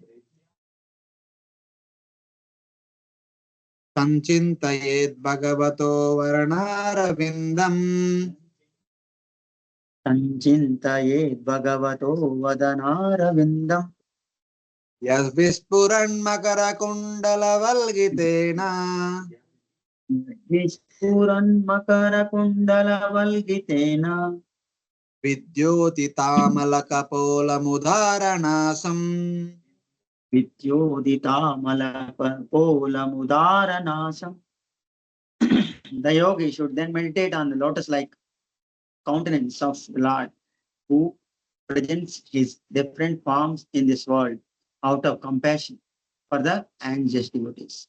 His nose is prominent and his crystal clear cheeks are illuminated by the oscillation of his glittering alligator shaped earrings. So now the meditation on the complete face of the Supreme Lord. So what kind of countenance that face has? Prutyanu kampita diyam. That is important aspect. One should meditate on the lotus face of the Lord, who accepts forms in the various forms in this world out of compassion for his devotees. That face has a raised nose and clear cheeks, glittering with the movements of his sparkling makara earrings. So what is the specialty of this face? Lord assumes different types of faces according to the desire of the supreme, desire of the devotees. Some devotees want to see him in Narsinga form, some devotees want to see him Rama, Krishna, Varaha, Kurma, Masya. Every form has a different faces. So as per the desire of the devotee, Lord assumes different faces. And in that face, the nose is raised, the cheeks are clear, the earrings are glittering, and they are always not only like they are moving here and there. That means Lord is constantly moving his face. Why? Sometimes the devotees are no. The devotees are saying something which is giving happiness to the Lord. So Lord is laughing. When Lord laughs, the earrings are moving to and fro. So like that. Such kind of things. The Lord accepts forms in this world by being filled with the compassion for his servants. Oh mercy, essence of my Swarup Shakti, among many my forms, accept that form which you like as your living place. Thinking in this way, he accepts form. Lord's Karuna Shakti is there, na? It is Karuna Shakti will tell the Lord, hey Lord, बहुत हो गया, devotee बहुत कष्ट कर रहे हैं, अभी उनका कृपा दो. Even when Mother Yashoda was trying to bind Lord Krishna since morning, it is already late noon. So Lord's Vibhuti Shakti does not allow Mother Yashoda to bind Krishna. Then Krupa Shakti comes in the front. Krupa Shakti says, शास्त्र देश विभूति शक्ति ये बहुत हो गए नाटक बंद कर दो. फिर देखो mother Yashoda fully sweating and her whole body disheveled, her whole body was drenched by sweat. फिर बहुत हो गए नाटक मत करो अब निकल जाओ. कृपा शक्ति टेलिंग लॉर्ड कृष्णा अभी आप बंधन में आ जाओ बहुत हो गया. So Lord Krishna hearing to Krupa Shakti comes under bondage of Mother Yashoda. So your Lord is telling to Krupa Shakti, see whatever is the desire of that devotee, accordingly you assume you give me a form and I will show my darshan to that devotee. So like that. This is the way Lord reciprocates with the devotees. His earrings sway because of the wind created by the chamaras waved by the two servants at the Lord's side. Two people are always doing chamara seva. The earrings are going front and back. Or his earrings sway because of these head shaking caused by clever answers given by his close associates. Or he tilts his head to indicate the skillfulness as he relishes the dancing, singing, instrumental music with various rhythms. When devotees when devotees sing, dance, and play various instruments, Lord wants to see like this. Like that. So when he moves his head like this, his earrings are moving. It's like that. The two eyes dancing with the reflections of the two. Dancing with the reflections of the two, which are mirrors. Basically, the Lord's two eyes are also constantly moving here and there. You want to see the devotees. So it's like that. So basically, the Lord is always eager to see what the devotees are doing. The Lord does not want to miss anything from the devotees. He is so eager to be with the devotees. We may think that we may be doing kirtan, we may be singing, we may be doing some bhajan, we may be dancing in front of the deities. But Lord is very eager to see our dancing. Lord is very eager to see how the devotees are playing the instrument. Lord is very eager to see how the devotees are singing. So Lord does not want to miss even a small thing. That's how Lord is eager to reciprocate with the devotees. But we are not eager to do our bhajan seriously. We simply sit there and murmur here and there and open mobile and browse. Hey, what messages came in the WhatsApp and Telegram and this, what mails came like that. In this way. Hare Krishna, devotees are able to follow? Yes, Prabhuji. Yes, Prabhuji. Yes, Yes, Prabhuji. Prabhuji. Yes, Prabhu. You are not feeling bored, na? It's No, already 3.5 not hours at all. class. Not at all. Okay, thank you. Yes, Sriniketamalibi parisevyamānām Yakshriniketamalibi parisevyamānām bhūtya svaya kutila kuntala vrindajustam bhūtya svayakutila kuntala vrindajustam मीनाद्वयाश्रयम् अधिक्षिपेदब्जनेत्रम् मीनाद्वयाश्रयम् अधिक्षिप्तत् abjanetram ध्यायन्मनोमयमतन्द्रित उल्लसद्भ्रू dhyayen manomayam atindra ullasatvo. The yogi then meditates upon the beautiful face of the Lord, which is adorned with curly hair and decorated by lotus-like eyes and dancing eyebrows. A lotus surrounded by swarming bees and a pair of swimming fish would be put to shame by its elegance. Now within the face, see the eyes along with the eyebrows and along with the curly hairs. Here curly hairs are there, here two eyes are there, here eyebrows are there. This particular scene is explained in this verse. How? One should meditate on the lotus eyes of the Lord, the abode of beauty, with which the mind completely identifies. Manomayam Atandrita, which has the lotus eyes, black locks of hair. Of course, this is lotus face, na? In the face, what all there? The lotus eyes, black locks of hair, and trembling eyebrows, and which defeat in elegance a lotus surrounded by the bees and two fishes. The curly hair of the Lord are compared to the bees. The two eyes are compared to the two lotus petals of the lotus flower. The bees are hovering around the lotus flower, hoping that there is nectar. The eyebrows are trembling. One should meditate on the lotus face of the Lord, the abode of the beauty, which rivals a lotus served by the bees and accompanied by the two fishes.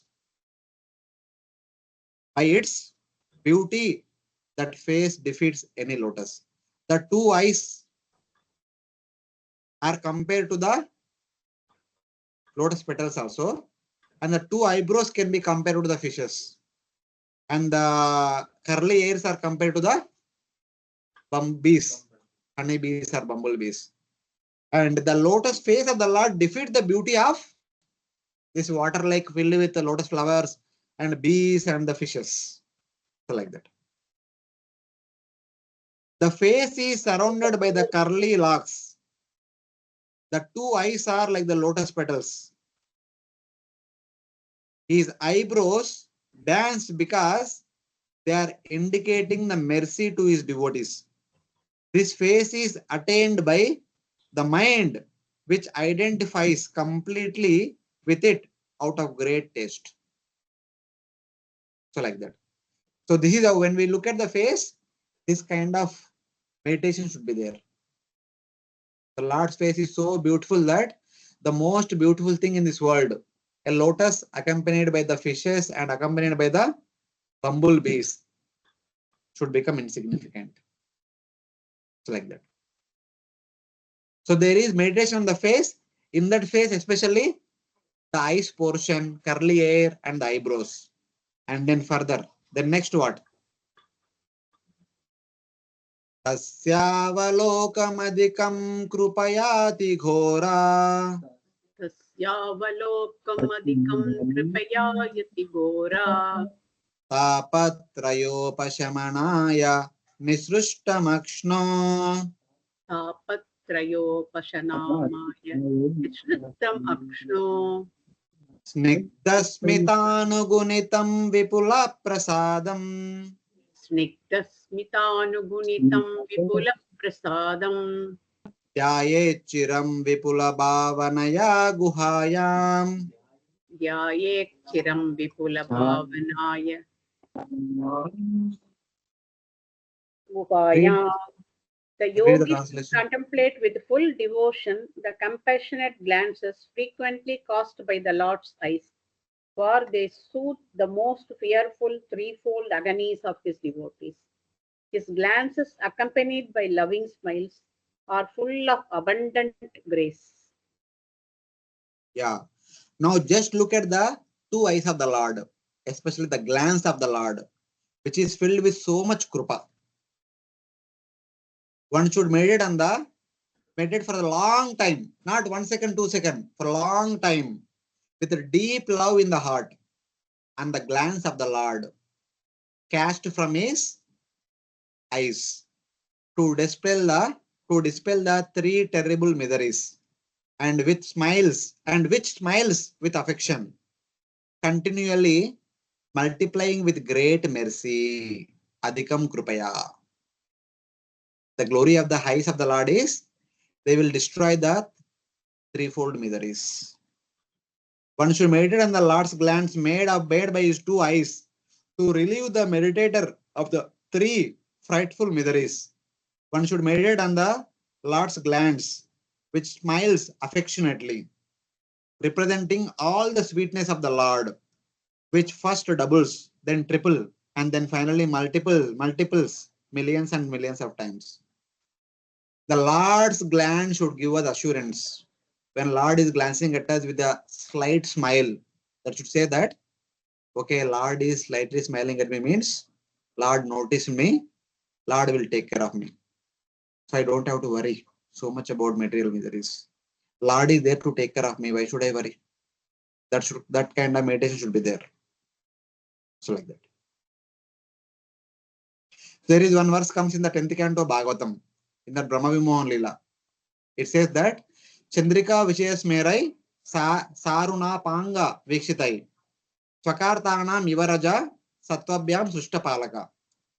Those Vishnu forms, by their pure smiling, which resembled the increasing light of the moon, and by the sidelong glances of their reddish eyes, created and protected the desires of their own devotees, as if by the mood of Rajas and Sattva. Lord eyes are reddish in color. The reddishness implies Rajoguna. That implies when Lord is looking at the devotees with the red eyes, it says that, my dear devotees, continuously engage in my service. They create a desire to serve the Lord. And then the mode of goodness, along with the side reddish, in between there is a white portion. The white portion indicates Sattva-guna. And that tells that, don't worry, I am here to take care of you. What is that verse? Sarva dharman parityajya mamekam sharanam raja. That means engage in my devotional service. Aham tvam sarvapape bhiggo mokshisam ashmi. I will take care of you, don't worry. Engaging in service of the Lord is a Rajoguna. Maintaining the devotees is Sattva-guna. So like that. So looking at the glance of the Lord should give us confidence in these things. The Lord is telling us, convincing that engaging in my service, I'll take care of you. Don't worry. Anything in this material world. So like that. And then after meditating on the eyes of the Lord, then meditate on the smile of the Lord. The most important thing.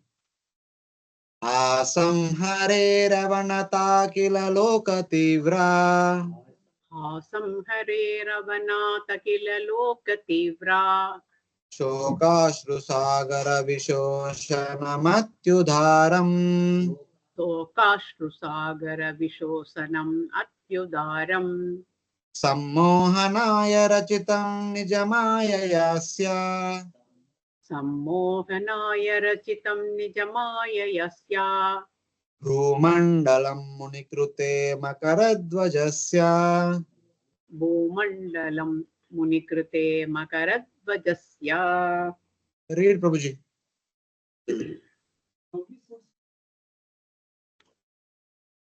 A yogi should similarly meditate on the most benevolent smile of Lord's degree, a smile which, for all those who bow to him, drives away the ocean of tears caused by intense grief.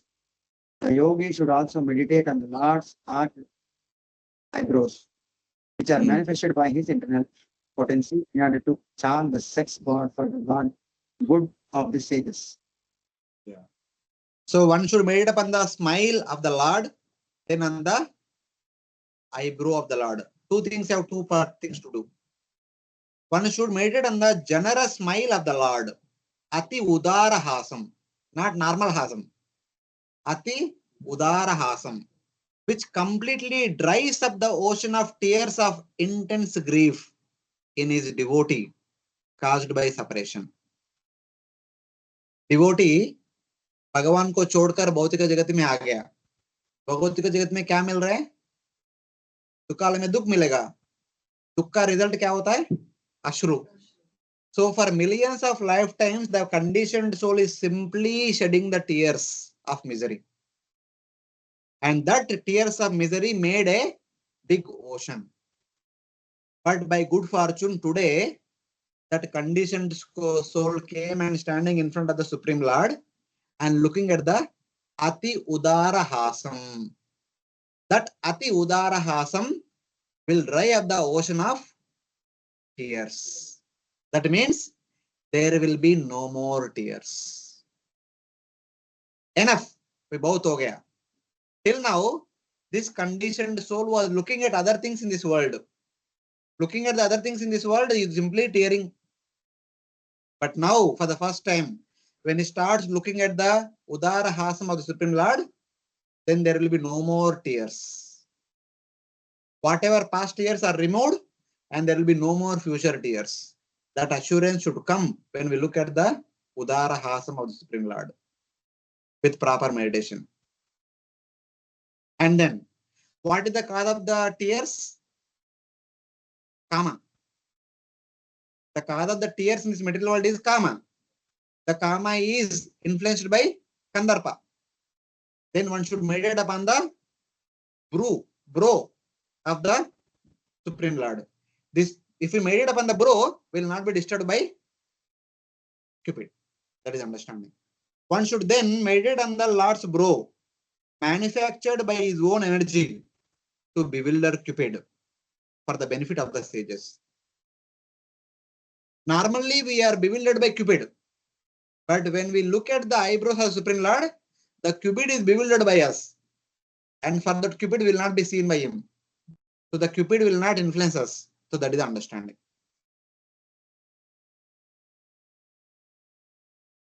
Same thing, whatever I mentioned is there in the notes. So basically, one should see the Udara Hasa of the Supreme Lord by which all one's miserable existence will be stopped completely. The cause for the miserable existence is Cupid, Kama. Therefore, to be protected from Kama, Kamadev, we should meditate on the eyebrows of the Supreme Lord so that we will be protected by the Cupid. Why? Because the two eyebrows put together appears to be like the bow. And this brow, when we meditate upon this brow, the bow of Cupid will be broken into pieces. Then the Cupid will not be able to throw the arrows. So that is the understanding. That means those who are attracted to the beautiful face of the Supreme Lord will not be attracted to Cupid. That is the understanding. And the final verse of the day, the last verse of the meditation is the previous one, the Udarahasam is slight smile. The lips are still closed. Now the next verse is full smile. Lord is laughing. When Lord laughs, the two lips are open. One will be able to see the teeth of the Lord. That is explained in this verse. Dhyanāyanam prahitam bahulādarostra ध्यानायनं प्रकशितं बहुलाद्ररोष्टा भाषारुणायिततनुद्विजकुण्डपङ्क्ति भाषारुणायिततनुद्विजकुण्डपङ्क्ति ध्यायेष्वदेहकुहरे वसितस्य विष्णोर् ध्यायेत् स्वदेहकुहरे वसितस्य विष्णोर् भक्ताद्रयार्पितमना न पृथग् दृक्षेत् भक्ताद्रयर्पिता मनना पृथक् दृष्टेत्. With the devotion steeped in love and affection, the yogi should meditate within the core of his heart upon the laughter of Lord Vishnu. The laughter of Vishnu is so captivating that it can be easily meditated upon. When the Supreme Lord is laughing, one can see his small teeth, which resemble jasmine buds, rendered rosy by the splendor of his lips. Once the devoting his mind to this, the yogi should no longer desire to see anything else. Finally, one should meditate upon the Lord's laughter, prahasitam, purna rupena hasitam, and an easy object of meditation, which shows his teeth like a row of jasmine birds, with his smiling, full red lips. What all you get to see? Full smile, red lips, white teeth, everything we should be able to see. But first of all, why is Lord laughing? We should also meditate on the pastime also. There is one pastime. Lord Vishnu was sleeping. Mother Lakshmi is massaging his feet. And Lord Vishnu was wearing lotus garland. Mother Lakshmi is also wearing lotus garland. The lotuses are fresh flowers filled with lot of nectar. And so many honeybees and bumblebees are trying to get the nectar. When Mother Lakshmi is looking at Lord Vishnu while massaging his feet, the bumblebees are disturbing Mother Lakshmi. They are coming in front of Mother Lakshmi. So the bumblebee thinking that the face of Mother Lakshmi is also a lotus flower and trying to get the nectar from the lotus face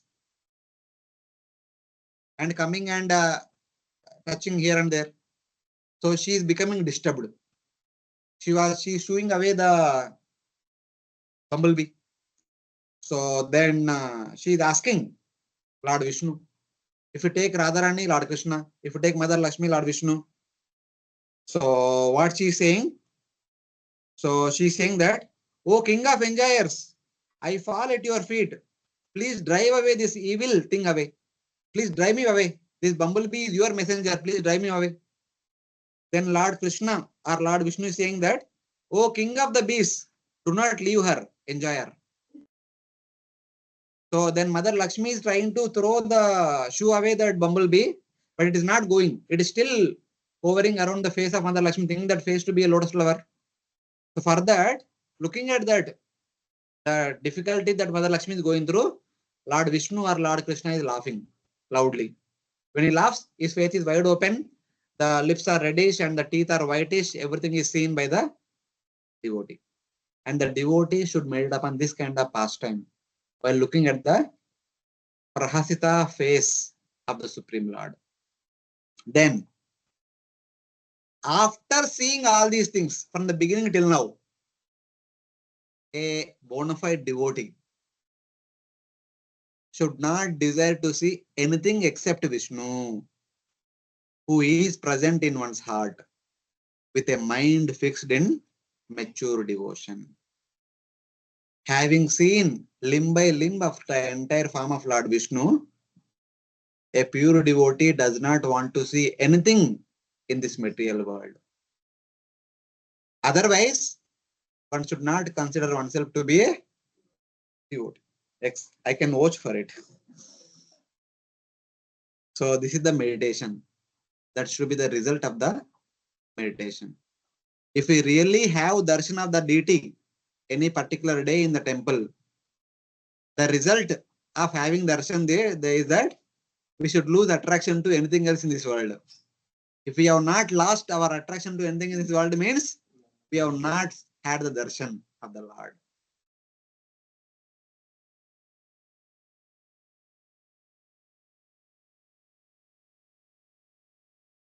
No problem. Come to ISKCON temple. In ISKCON temple, we are open. You can have darshan for hours together, starting from the lotus feet all the way up to.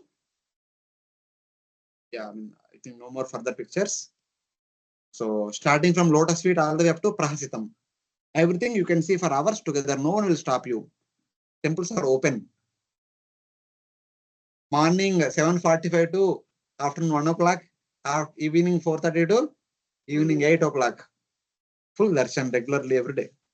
It's like that. Hare Krishna. Thank you very much. All the devotees extending your valuable time on a weekend and not weekend and a weekday. Some of you are having office hours and some of you are on holiday and Ekadashi fasting and so many things you might want to do.